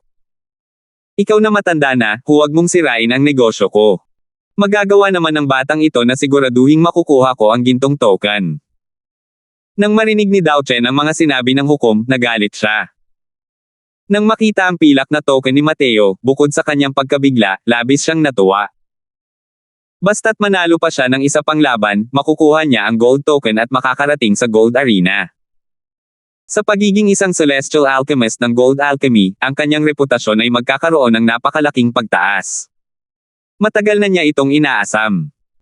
Sa Silver Arena, ang pagnanais na matagumpay na mabantayan ang ring ng 10 beses ay hindi ganoon kadaling bagay. Ang ganitong baguhang rookie ang siyang pinakamainam niyang pagpipilian para sa magkakasunod na panalo. Sa Silver Arena, sa ganitong uri ng lugar, basta't hindi mo sinasadyang matalo sa labanan ng alchemy, kahit sino ay maaaring humamon kung kailan mo gusto. Ngumiti rin si Mateo at sinabing, huwag kang mag-alala, gawin mo na lang itong pagsasanay. Nang marinig ang sinabi ni Mateo, dali-daling sumang-ayon si Dao Chen at sinabing, Elder Zin, alam mo, pumayag siya. Naayos na ang bagay na ito ng ganito. Sumulyap si Elder Zin kay Mateo, bumantong hininga, at sinabing, sige, simulan na ninyo. Nang marinig iyon ni Dao Chen, labis siyang natuwa at sinabing, haha, bata, maraming salamat talaga. Kapag nanalo ako sa laban na ito, magiging isang celestial alchemist ako ng gold alchemy. Ngumiti si Mateo at sinabing, hindi mo kailangang maging magalang. Pero kung gusto mong manalo laban sa akin, malamang na hindi iyon magiging madali. Tumawa ng malakas si Dao Chen at sinabing, Brat, sa tingin mo ba sa pamamagitan ng agad na pagkuha ng isang silver token, wala kang talo sa ilalim ng kalangitan? Para sabihin ko sa iyo, halos lahat ng tao rito ay makakamit ang 9 na detonasyon. Ang mga celestial alchemist na may alchemy ay mas malakas kaysa sa inaakala mo. Malayo ka pa rin sa puntong iyon. Bahagyang ngumiti si Mateo at sinabing, ganoon ba? Simulan mo na. Malamig na sinabi ni Elder Zin, ang medicinal pill na kailangan yung dalawa na pinuhin ay ang seasonal rain pill. Sa ibaba ng entablado, ang mga tao ay labis na naiinggit. Walang makakaasa na ang huling laban ni Dao Chen ay makakaharap pala ng isang mainitin ang ulo. Sa ganitong paraan, nakuha ni Dao Chen ang gintong token na kasing dali ng pag-alis ng alikabok. Ang labanang ito ay walang kahit kaunting kapanapanabot na pangyayari. Ang mga alchemist na kakapasok lang sa Silver Arena, ang kanilang lakas ay talagang napakahina. Pagkatapos lamang nilang maranasan ang sunod-sunod na pagkatalo ay saka lamang sila magiging malakas. Kara-rating lang ni Mateo. Kaya walang mag-aakalang makakatapat niya ang veteranong makapangyarihang si Dao Chen. Kailangang malaman ng isa, taglay na ni Dao Chen ang antas ng isang celestial alchemist sa gold alchemy. Kasabay ng pagsisimula ng labanan sa alkemiya, lumitaw ang mga hangin at ulap. Ang kahangahangang momentum ni Dao Chen ay tumaas hanggang sa kalangitan, na may pagkabaliw na sumugod kay Mateo. Sa entablado, punong-puno ito ng kanyang soul force, na nagmumukhang walang kapantay na baliw. Putok. Sa halos unang sandali, ang puwersa ng kaluluwa ng dalawang tao ay nagbanggaan ng matindi. Maliban na lang, kung ikukumpara sa nakakagulat na momentum ni Dao Chen, mukhang masyadong mahina si Mateo. Hey, bata. Magtuturo ito sa iyo ng leksyon. Ipapaalam ko sa iyo na hindi ganoon kadaling pasukin ang Silver Arena. Tumawa ng malakas si Dao Chen at agad na kinontrol ang kanyang soul force para sumugod. Ang ganitong uri ng labanan sa alchemy na may napakalaking pagkakaiba sa lakas ang siyang nagtatakda kung sino ang mananalo sa unang round. Akala ng lahat ay sigurado ng matatalo si Mateo. Nako! Bigla, isang mahinang ungol ang narinig, at tuwirang samuka si Dao Chen ng isang subo ng dugo. Sa loob ng koaling panggamot sa harap niya, isang mahinang kalabog ang kasabay nito. Kumalat ang amoy ng paso sa buong singsing. Malinaw na wala ng bisa ang kanyang pagen ng mga gamot. Nanliit ang mga mata ni Elder Zin, ang kanyang mga mata ay nagpapakita ng isang nagtatakang tingin. Ito. Anong nangyayari? Dao Chen. Nawala. Hindi naman siguro, di ba? Anong itim na mahika ang ginamit ng batang to? Malinaw na si Dao Chen ang lubos na nakinabang. Bakit siya natalo sa isang palitan lang? Sa ibaba ng entablado, sunod-sunod na umalingaw-ngaw ang mga boses na may bahid ng pagkabalisa at pagdududa. Ang mga resulta ay hindi lumampas sa inaasahan, ang nagwagi ay natukoy sa isang palitan. Hindi lang pala si Dao Chen ang nanalo, kundi si Mateo. Sa entablado, ginugol ni Mateo ang kanyang oras para pinuhin ang tableta, na parang wala siyang kahit kaunting ideya tungkol sa nangyari ngayon lang. Tumingin si Dao Chen kay Mateo, hindi makapaniwala sa mukha habang bumubulong, talo na talaga ako. Ilang hininga pa ang nakalipas, nag-aalab pa rin siya sa walang hanggang sigla, iniisip na tiyak na nakuha niya ang gintong token. Sino ang mag-aakala na natalo siya sa isang palitan lang? Ganon din siya sa iba, iniisip na siguradong mananalo siya. Pero nang mahawakan ng kanyang soul force ang kay Mateo, natuklasan niya na ang soul force ni Mateo ay parang isang higanting bundok. Samantalang siya ay parang itlog lamang ng manok. Isang itlog na bumangga sa isang higanting bundok, hindi na kailangang sabihin pa ang mga resulta. Ang paghagis ng itlog sa bato ay halos tumutukoy dito, hindi ba? 1927. Dao Chen, ano ba ang nangyayari? Sino ba talaga ang talagang nakalamang, bakit ikaw pa ang natalo? Naguguluhan ang mga mukha habang nakatingin kay Dao Chen. Mapait ang tingin ni Dao Chen habang sinasabi, masyado ko siyang minamaliit. Ang lakas ng kaluluwa ng batang ito ay walang kapantay na siksik. Sinalakay ko siya gamit ang lakas ng kaluluwa, at pagkatapos ay pakiramdam ko ay nontog ako sa isang bakal na plato, at agad na nasaktan ang aking sarili. Mali ang kalkulasyon. Kung matagal ko lang alam, sana ay nakipagkompetensya na ako sa kanya sa peel refinement. Sa ganoong paraan, tiyak na hindi siya ang aking katapat. Napagtanto ng lahat. May nagsabi, mukhang talagang nakapag-cultivate ang batang ito ng isang napakalakas na divine soul art, talagang pambihira ang kanyang pinagmulan. Mukhang kapag nakasalubong natin siya sa hinaharap, kailangan nating maging mas maingat. Hindi nila pinagdudahan ang mga salita ni Dao Chen, ang malakas na puwersa ng kaluluwa ay hindi nangangahulugang talagang malakas ang peel refinement. Ang edad ni Mateo, ang kanyang peel refinement ay tiyak na hindi nila kayang tapatan. Hanggat naiiwasan nila ang matalas na talim, tiyak na hindi mahirap ang magtagumpay. Paikliin. Pagkalipas ng halos isang oras, sumigaw ng malamig si Mateo, at matagumpay na nainom ang tableta. Ang seasonal rain pill na ito ay isa lamang level 5 difficulty medicinal pill. Napakadali lang nito para sa kasalukuyang Mateo, hindi na ito kailangang magtagal. Tumingin si Elder Zin kay Mateo nang may mainit na titig habang sinasabi, Mateo, buksan mo agad ang pagan. Tumango si Mateo at direktang binuksan ang pagan para kunin ang tableta. Pagkabukas pa lang ng kalderong panggamot, isang halimuyak ng gamot ang sumalakay sa ilong at agad na bumalot sa buong espasyo. Ang bango naman. Bakit naman ang bango ng seasonal rain pill? Anong klase ba itong seasonal rain pill? Bakit ang bango nito? Ang halimuyak ng gamot ay nakapagpakalasing sa mga tao, nakapagtataka sa mga tao. Sunod-sunod na hinuhulaan ng lahat ang uri ng gamot na ito. Parang kidlat ang ginawa ni Mateo, direktang isinara ang medicinal pill sa isang maliit na bote. Tinanggap ni Elder Zin ang maliit na bote, bahagyang nanginginig ang kamay. Matagal na niyang napagtanto na ang medicinal pill ni Mateo ay malamang na hindi ordinaryo. Kaya naman sabik siyang malaman ang uri ng medicinal pill. Kasabay ng kaunting banal na pakiramdam na lumubog sa loob, agad na nanlaki ang mga mata ni Elder Zin, itinaas ang kanyang ulo at tumingin kay Mateo ng may gulat. Ang tingin ng lahat ay nakatuon kay Elder Zin. Nang makitang napakalaki ng reaksyon nito, isa-isa silang naghula. Pero malinaw na nasa puso nila, ang grado ng medicinal pill na ito ay malamang na kahit papaano ay divine grade. Elder Zin, ano nga ba talaga ang grado ng medicinal pill na ito? Hindi napigilan ni Dao Chen na magtanong. Bigla niyang natuklasan na masyado pala siyang inosente.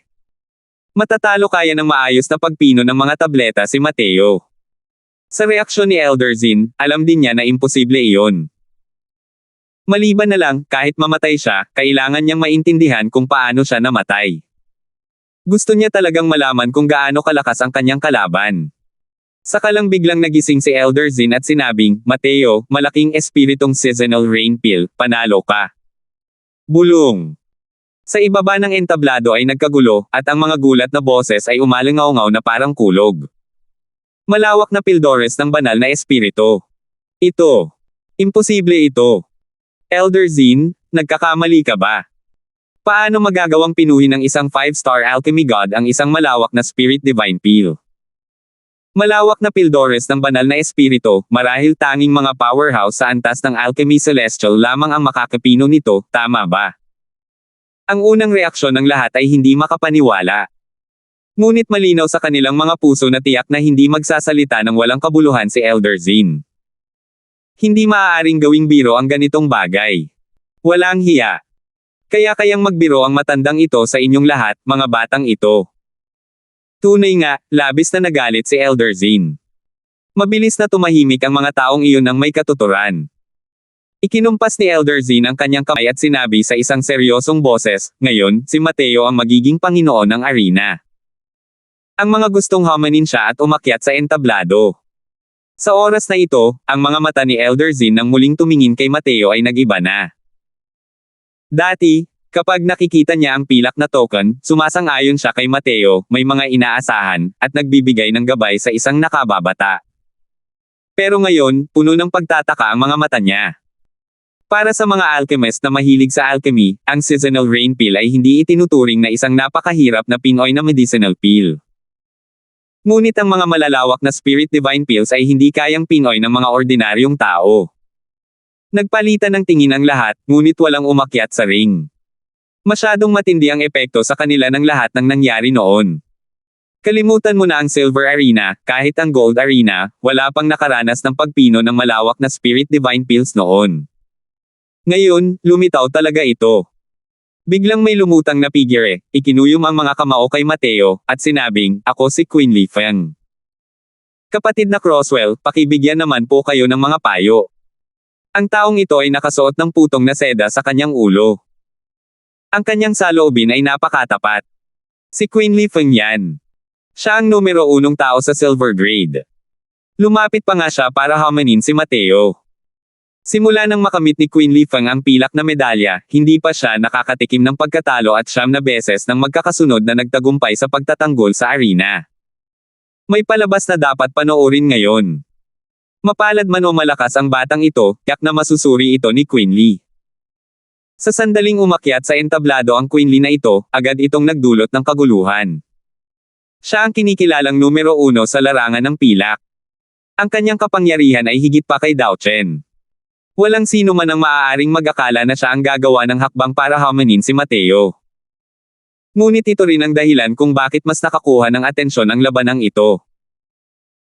Tumingin si Mateo kay Queen Li at sinabing nakakuyom ang mga kamao, pakiusap, magbigay ka ng mga payo.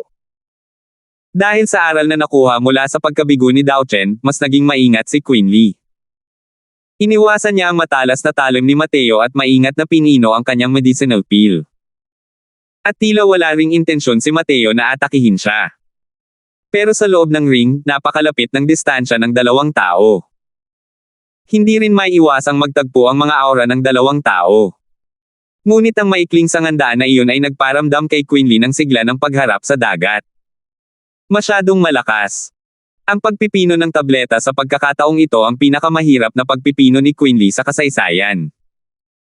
Ngunit ang dulo ng malaking bato na ipinakita ni Mateo ay nagbigay sa kanya ng walang katapusang pakinabang. Sa pagtatapos, natalo si Queen Li Feng ng walang anumang sorpresa. Habang muling pinino ni Mateo ang isang malawak na Spirit Divine Pill. Sa pagkakataong ito, wala nang nagduda sa lakas ni Mateo. Kahit kumain ng dumi ng aso, imposible ring mapino ang malawak na Spirit Divine Pills ng 2 beses ng magkasunod. Maraming salamat po, Master Crosswell, sa iyong paggabay. Walang hanggang pasasalamat ang Feng na ito. Lumapit si Queen Li kay Mateo at nagbigay ng magalang yumuyuko. Maging ang kanyang termino ng pagtugon ay sumailalim din sa malaking pagbabago. Naging guru na si kapatid na Crosswell. Sa Alchemy Celestial Pavilion na ito, kakaunti ang mga may kakayahang magdala ng titulong Master. Ngumiti si Mateo at sinabing, matibay ang pundasyon ni Brother Feng. Walang hanggan ang mga tagumpay mo sa hinaharap. Kung magbibigay ka ng mga payo, hindi ako karapat-dapat sa mga ganitong papuri. Sinabi rin ni Mateo ang kanyang nasa isip, ang lakas ng Queenly na ito ay hindi gaanong mas malakas kaysa kay Dao Chen.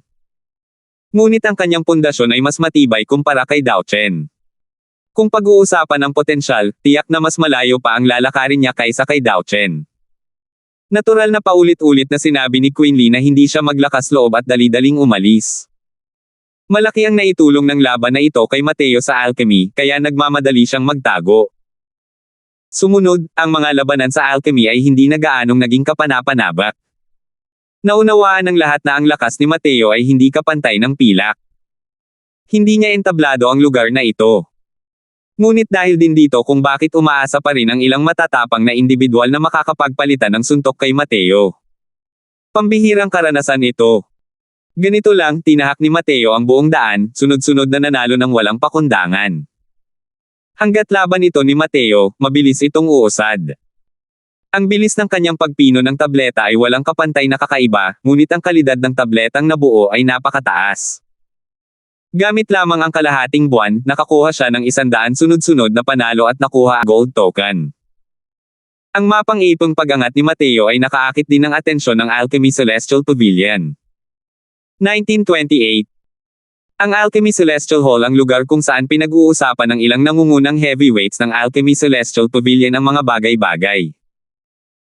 Tanging mga master-level alchemist na nagtataglay ng Alchemy Celestial designation lamang ang may kwalipikasyon para makapasok sa lugar na ito.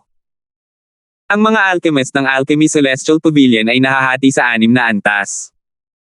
Sila ay Tanso, Pilak, Ginto, Dark Violet, Black Scale, at ang pinakamataas na antas ng Alchemy Celestial. Ang mga may hawak na Alchemy Celestial title, bawat isa ay isang Peak 6-star Alchemy God. Bukod pa rito, ang kanilang lakas ay higit na nalampasan ang mga nasa parehong ranggo. Ang Alchemy Celestial Pavilion ay mayroong kabuoang 15 Alchemy Celestial Alchemist. Mayroong 7 na permanenteng naninirahan sa Alchemy Celestial Pavilion. Ang 8 pa ay pawang mga Leviathan ng isang rehiyon na nagtataglay ng napakalaking kapangyarihang magtulungan. At ang 7 ito ang mga administrador ng Alchemy Celestial Pavilion. Sa oras na ito, 3 Alchemy Celestial Alchemist ang kasalukuyang nasa malaking bulwagan, nakaupong magkaharap. Sa gitna, isang matandang lalaking nakaputi ang nagtanong, tungkol dito Mateo, ano ang pananaw ninyong lahat? Binuka ng matandang lalaking nakaabong damit sa kaliwa ang kanyang bibig at sinabing, mga 100 labanan sa alchemy, ang batang ito ay nakapagpino ng mahigit 20 malalaking Spirit Divine Pills, mahigit 60 Void Spirit Divine Pills. Wala pang 10 Purple Spirit Pills ang natira. Ang ganitong uri ng lakas ay hindi pa naririnig. Tumango ang lalaking nasa katanghaliang gulang na nakaberdeng damit sa kanan at sinabing, hindi maarok ang lakas ng batang ito. Hindi lang talaga mataas ang hirap ng mga medicinal pills na pino sa Silver Arena.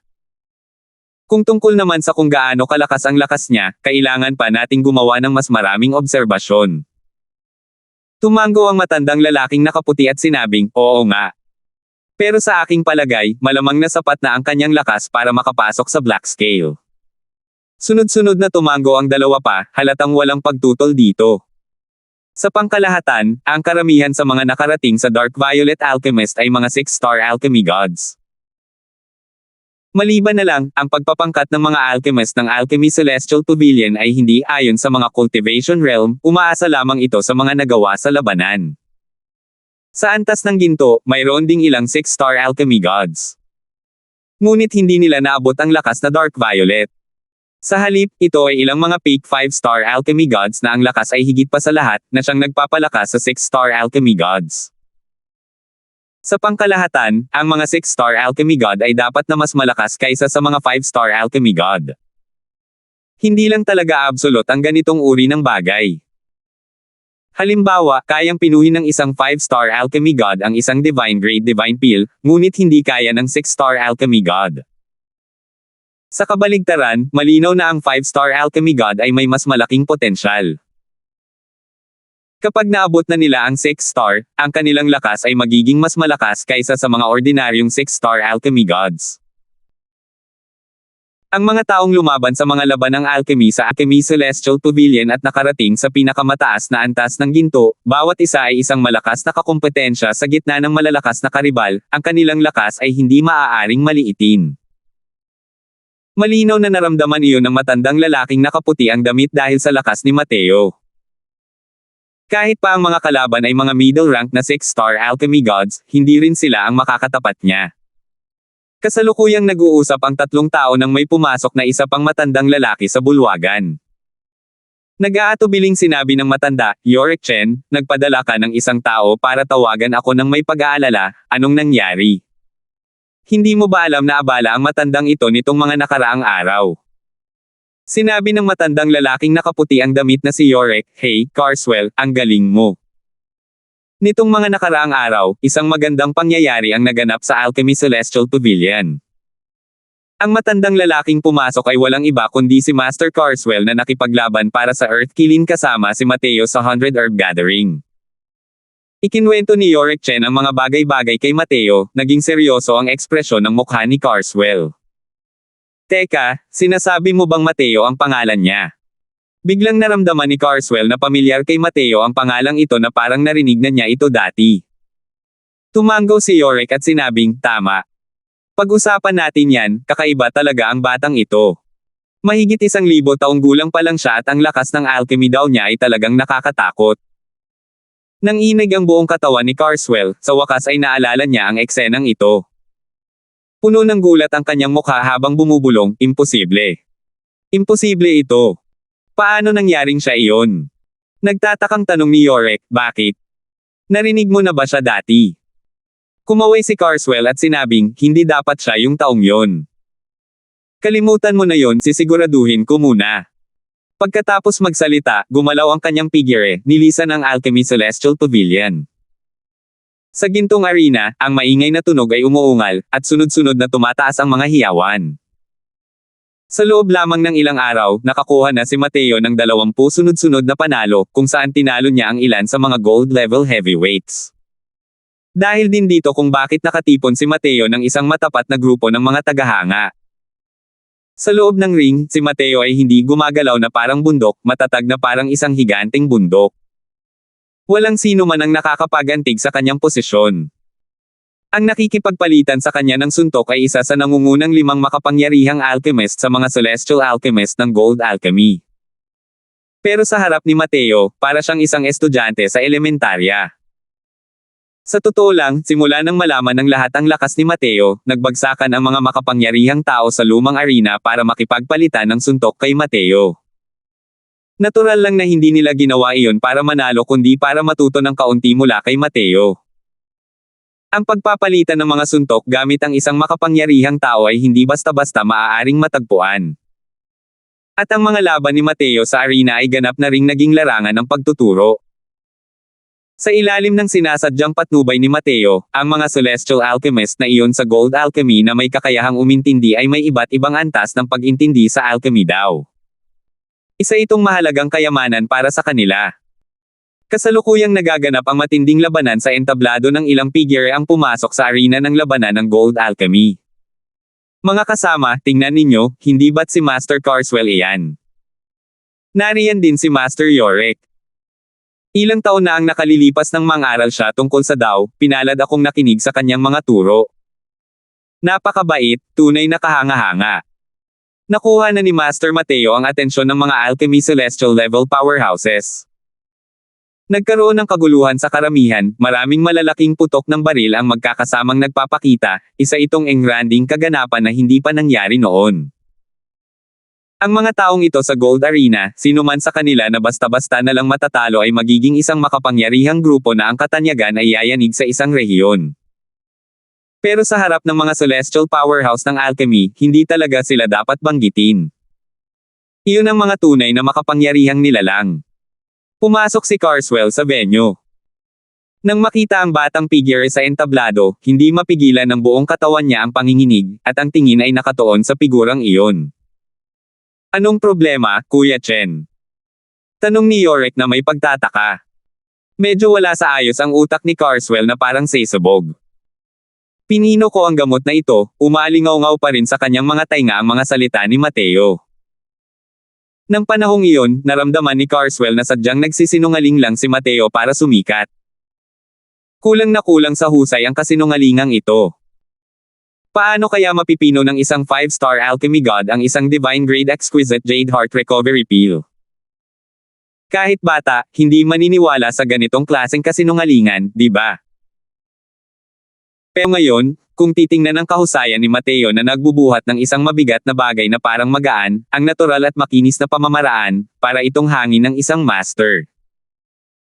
Kaya pa nga ni Mateo na pinuhin ang isang malawak na spirit divine pill, pero hindi rin imposibleng pinuhin ang isang divine grade level 9 medicinal pill. Maaari kayang ang exquisite jade heart recovery pill ay talagang pinino niya. Siya talaga yan. Huminga ng malalim si Carswell at gulat na sabi. Medyo nagtataka si Yorick habang sinasabi, ano ba ang ginawa ng batang ito para magulat ka ng ganito? Maikling ikinwento ni Carswell ang mga pangyayari noong araw na iyon. Labis na nagulat ang ilang malalaking tao. Sinasabi mo ba na ang isang divine grade exquisite jade heart recovery pill ay gumamit lang ng mahigit 2 oras at pinino ito? Ito. Paano ito nangyari? Tanong ni Yorick nang may hindi makapaniwalang tingin. Umiling si Carswell at sinabing, hindi rin naman niya ito pinino. Maaaring pinino talaga ito ng senior ng pamilya niya. Tutal, ang level 5 at 6 medicinal pills ay hindi maihahambing sa level 9 medicinal pills. Hindi ko lang inaasahan na ang lakas ng alchemy daw niya ay ganito pala kalakas. Saan nga ba nanggaling ang batang ito? 1929. Inisip ng lahat na pagkatapos umangat si Mateo sa Dark Violet level, ang ganitong uri ng dominanteng pagnanasa ay medyo mababawasan. Ang mga Dark Violet Alchemy Celestial Alchemists, ang karamihan ay mga 6-star alchemy gods. Bukod pa rito, ang kanilang lakas ay higit na nakahihigit sa mga ordinaryong 6-star alchemy gods. Natural lang na hindi ganoon kadali para kay Mateo na ipagpatuloy ang sunod-sunod na panalo sa Dark Violet Arena. Gayunpaman, ang pagganap ni Mateo ay higit na lumampas sa inaasahan ng lahat. Nalampasan niya ang lahat ng pagsubok at hindi pa siya natatalo kahit isang laban. Kahit gaano pa kalakas ang kalaban, pagdating sa harap niya, masunurin pa rin sila na parang isang estudyante. Hindi rin exception ang mga 6-star alchemy god. Kasunod ng sunod-sunod na panalo ni Mateo, umangat ang kanyang reputasyon, at naging isa sa mga kilalang personalidad sa Lustrous Gold Great Imperial Capital. Araw-araw, may mga taong pumupunta at umaalis sa bahay ni Mateo, walang katapusang agos ng mga tao. Si Jiang Manor, si Hewitt ay balisa na parang langgam sa mainit na kawali. Simula nang pumasok si Mateo sa Alchemy Celestial Pavilion, natural lang na binigyan niya ng malaking pansin si Mateo. Mula sa pinakapangit na simula, nauwi ito sa pagkabigla, pagkatapos ay sa takot, at pagkatapos ay kawalan ng pag-asa, lalong bumibigat ang pakiramdam ni Hewitt sa bawat araw na lumilipas. Paano niya naisip na ang isang punk na nagmula sa isang imperial na lungsod ay talagang magpapasiklab ng napakalaking alon sa Lustrous Gold Great Imperial Capital? Hewitt, maghanda ka ng mga regalo at sumama ka sa akin papunta sa Joyful Aroma Residence. Alchemy Celestial Pavilion, ang bagong promote na Dark Violet Alchemist na si Mateo, ay tiyak na magiging isang nakasisilaw na figure. Kailangan munang bumuo ng mabuting relasyon ang ating Springwind Hall sa kanya, tinawag ni Yuan Jian si Hewitt at nag-utos. Kumabog ng malakas ang puso ni Hewitt, at lumubog ang kanyang puso sa ilalim ng dagat. Nangyari na ang bagay na pinakaikinababahala niya. Noon, minsang nagsalita si Mateo nang may pagmamalaki kapag umaalis siya, sinasabing personal na utusan si Yuan Jian na hanapin siya. Nang mga oras na iyon, kinutya pa nga siya ni Hewitt. Sino ang mag-aakala na sa loob lamang ng 2 buwan, bibisitahin talaga ito ni Yuan Jian ng personal? Ang Myriad Treasure Tower ay mayroong 12 bulwagan, bawat isa ay gumaganap ng kani-kanilang mga tungkulin, responsable para sa lahat ng mga transaksyon ng Myriad Treasure Tower, ang awtoridad ay napakalawak.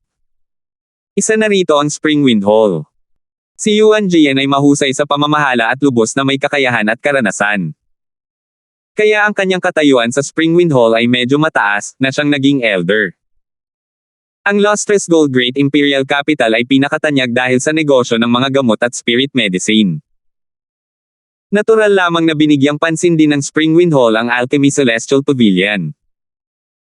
Ang mabilis na pag-angat ni Mateo ay nasa yugto pa lamang ng pagsisimula. Ngunit sa pagkakaintindi ni Yuan Jian, alam na niya na hindi mapipigilan ang pag-angat ni Mateo. Kaya naman, bago pa man mapansin ng lahat si Mateo, ang pagbuo ng mabuting relasyon sa kanya ay maaaring magbunga ng malaking benepisyo.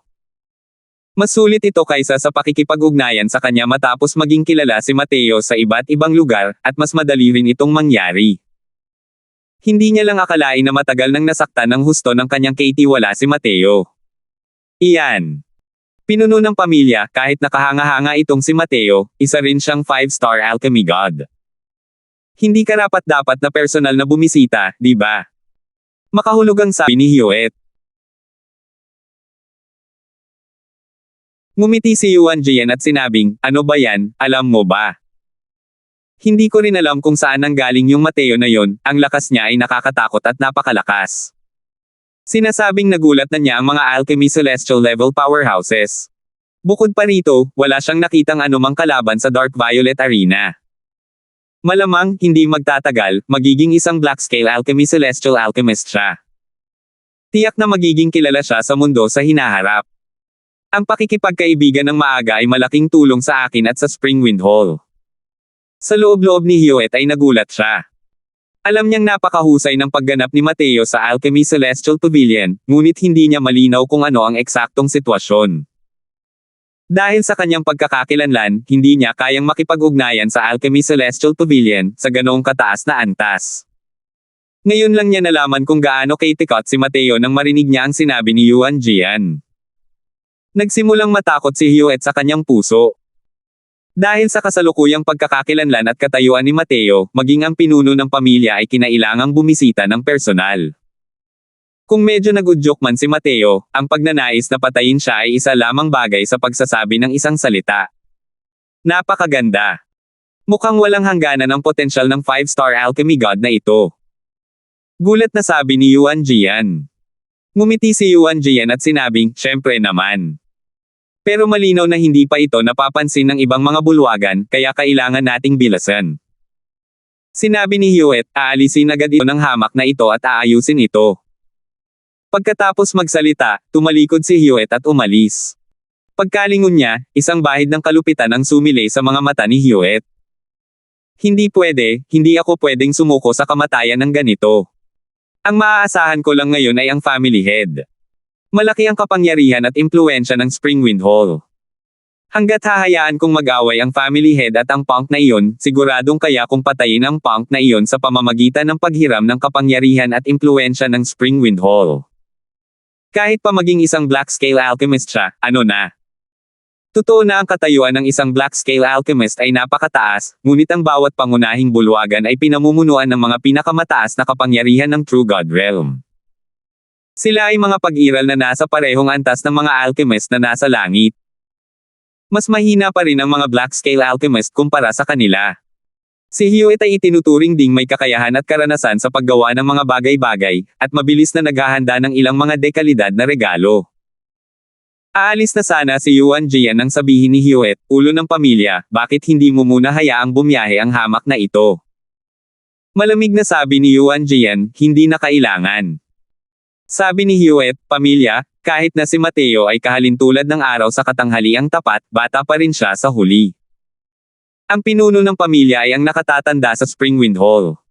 Sa katunayan, mas mataas ka pa sa kanya ng isang antas. Kung magyayabang siya at ayaw makipagkita sa iyo, hindi ba mawawala ng bait ang pinuno ng pamilya? Kung lalaganap ang bagay na ito, paano makakapanatili ng paninindigan ang pinuno ng pamilya sa Springwind Hall? Nang marinig iyon ni Yuan Jian, hindi napigilan ang kanyang katawan na huminto. Malaki ang kanyang awtoridad sa Springwind Hall. Hindi kakaunti ang mga taong gustong maod sa kanya na gawing katawa-tawa ang kanyang sarili. Sa katunayan, si Mateo ay isang binata na mahigit 1,000 taong gulang lamang na kasalukuyang nasa tuktok ng tagumpay. Maaaring hamakin niya talaga ito. Napakakatwira ng mga salita ni Hyoet. Isa lamang katulong si Hewitt, kung masisira ang kanyang mukha, masisira rin ang kanyang mukha, hindi iyon malaking problema.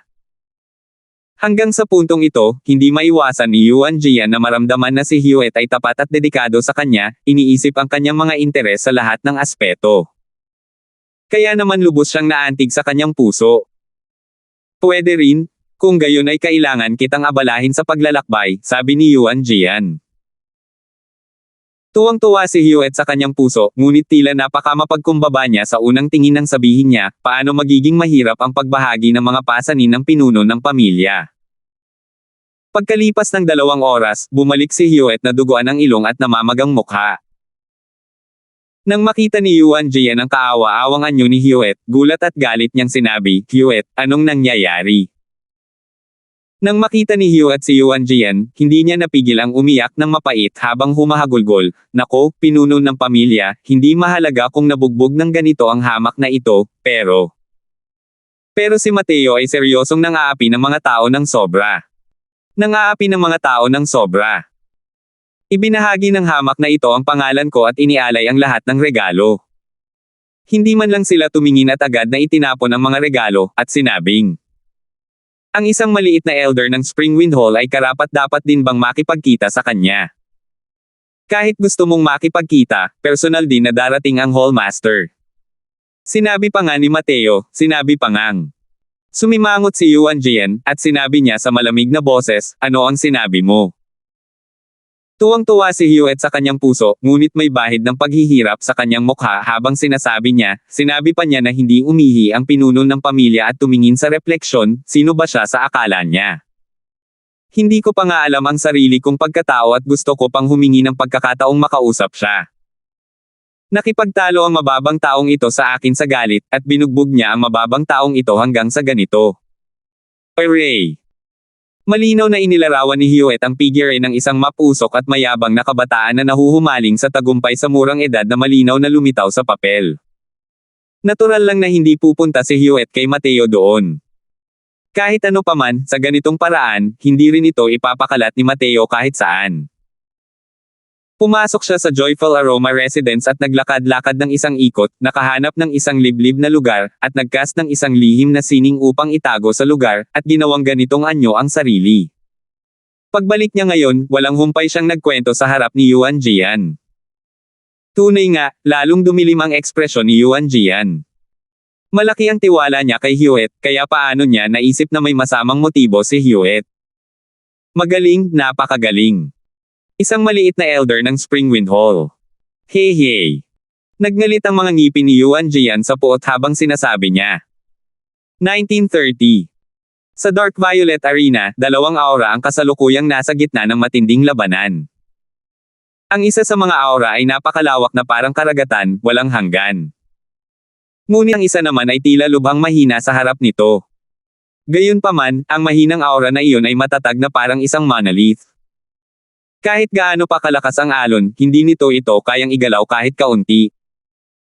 Ang malakas ay may pawis na tumutulo sa noo, habang ang mahina ay tahimik na nagtutuon ng pansin.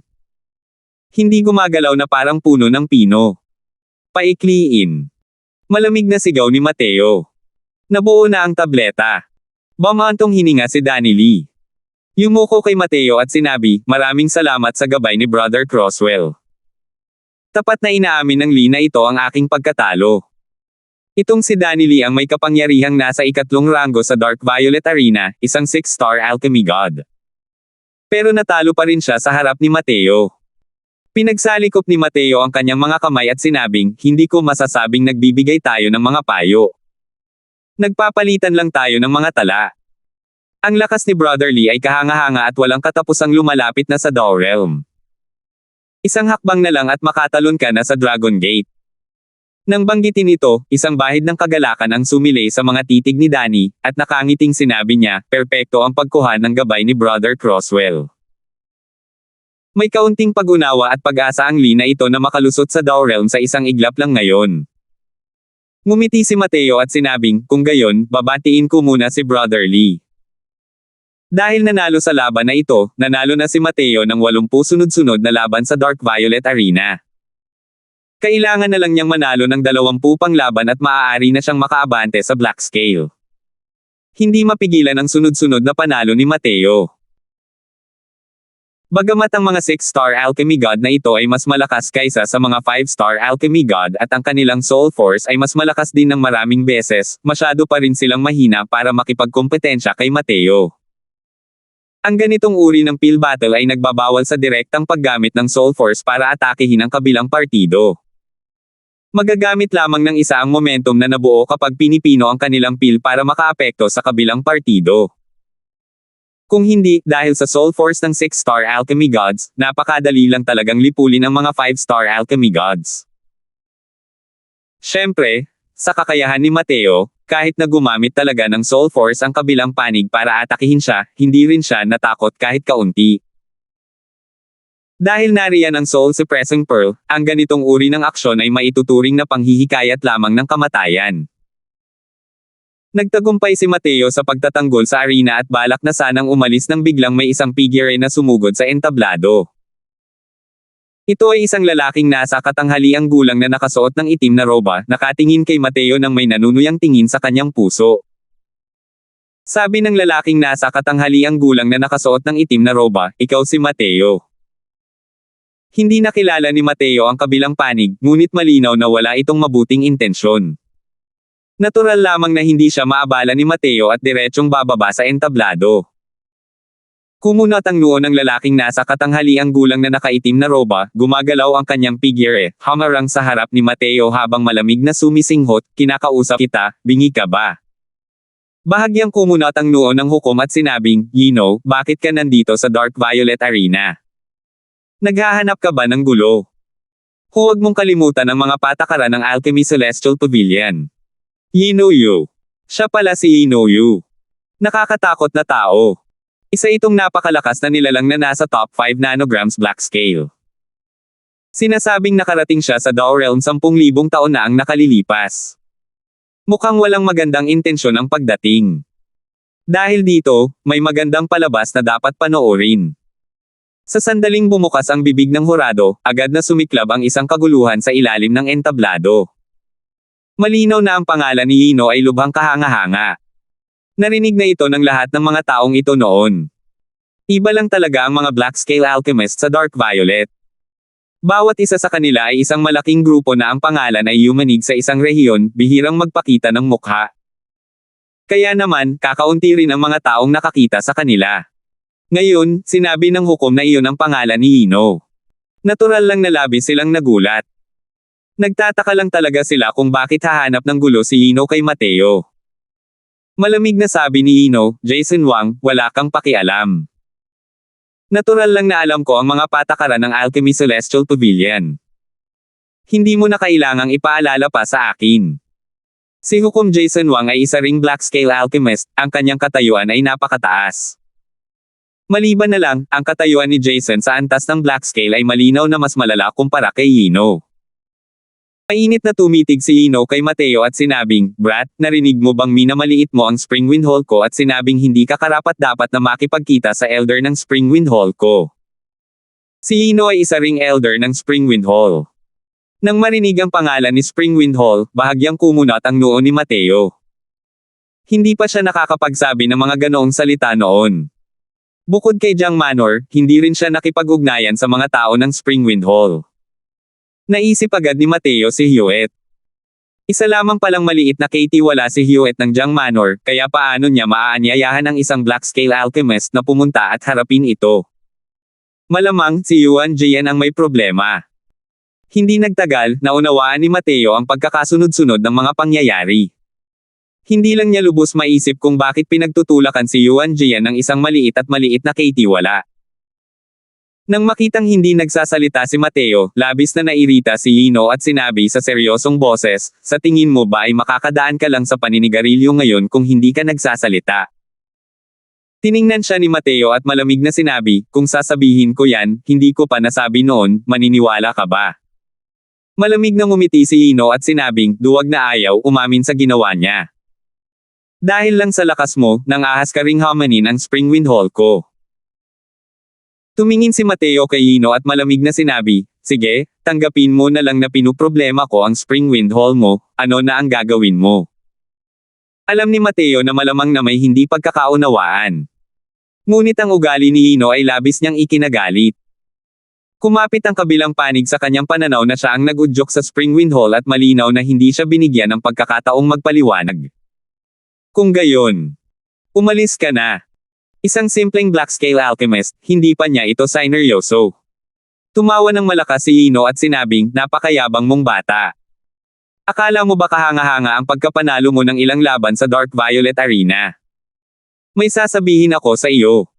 Sa pamamagitan lamang ng pag-abot sa Black Scale Arena mo malalaman kung gaano ka-coy na. Natawa si Mateo nang marinig iyon at sinabing, Black Scale Arena. Sa paningin ko, ganoon din naman talaga. Mayabang. Masyadong mayabang. Maging ang mga manunood sa ibaba ng entablado ay natigilan. Ang mga salitang mapang-ipang iyon, talagang naglakas loob si Mateo na sabihin iyon. Sa totoo lang, simula pa noong Gold Arena, bihira nang gawin ni Mateo ang lahat para pinuhin ang mga tableta. Gustong humingi ng karanasan mula sa kanya ang mga alchemist na ito. Hindi rin itinago ni Mateo ang kanyang mga kakayahan at madalas niyang ginagabayan ang mga alchemist na ito upang pinuhin ang mga tableta. Sa ganitong paraan, ang gradong natural niyang pinino ay hindi magiging masyadong mataas. Ito ay halos nanatili lamang na mas mataas kaysa sa divine grade. Dahil lamang dito, maraming tao ang nag-isip na kapag pinino ni Mateo ang mga high difficulty medicinal pills, hindi na siya magiging kasing kahanga-hanga gaya ng dati. Siyempre, ang lakas niya pa rin ang pinakamalakas. Sa pamamagitan ng pagpino ng mga medicinal pills na may antas na 6 o 7 kahirapan, imposibleng mapino ng mga Dark Violet alchemist na ito ang divine grade. Kaya naman, sa oras na ito, naramdaman ni Mateo na medyo masyadong malaki ang ipinagmamalaki ni Mateo. Maging ang mga kilay ni Jason ay hindi rin mapigil ang magdikit ng mahigpit. Tutal, isa rin siyang Black Scale Alchemist. Haha! Ganito lang ba ang Black Scale Arena? Batang-bata, ang lakas ng loob mong magyabang ng walang kahihiyan. Dahil minamaliit mo ang Black Scale Arena, pastahan tayo. Paano? Sabi ni Ino sabay tawa ng malakas. Tiningnan siya ni Mateo at malamig na sinabi, gamitin mo ang anumang maisip mo, tatanggapin ko. Sige. May laban tayo ngayon sa alchemy, kung matatalo ka, tumakbo ka palabas ng Lustrous Gold Great Imperial Capital para sa akin, at hindi ka na muling makakapasok sa Alchemy Celestial Pavilion sa buhay na ito. Sabi ni Ino nang may malamig na ngiti. Kung matatalo ka. Tanong ni Mateo nang may ngiti na hindi naman talaga isang ngiti. Ako. Imposibleng matatalo ako. Kapag natalo ako, tatakbo rin ako palabas ng Lustrous Gold Great Imperial Capital, at hindi na muling makakapasok sa Alchemy Celestial Pavilion sa buhay na ito. Walang pag-aalinlangang sabi ni Ino. Nang marinig iyon ni Jason, hindi niya napigil ang mamatla sa takot. Ang dalawang taong ito ay pambihirang talento, mga nilalang na may malaking posibilidad na makakapasok sa Alchemy Celestial Pavilion sa hinaharap at maging mga elder ng Alchemy Celestial Pavilion.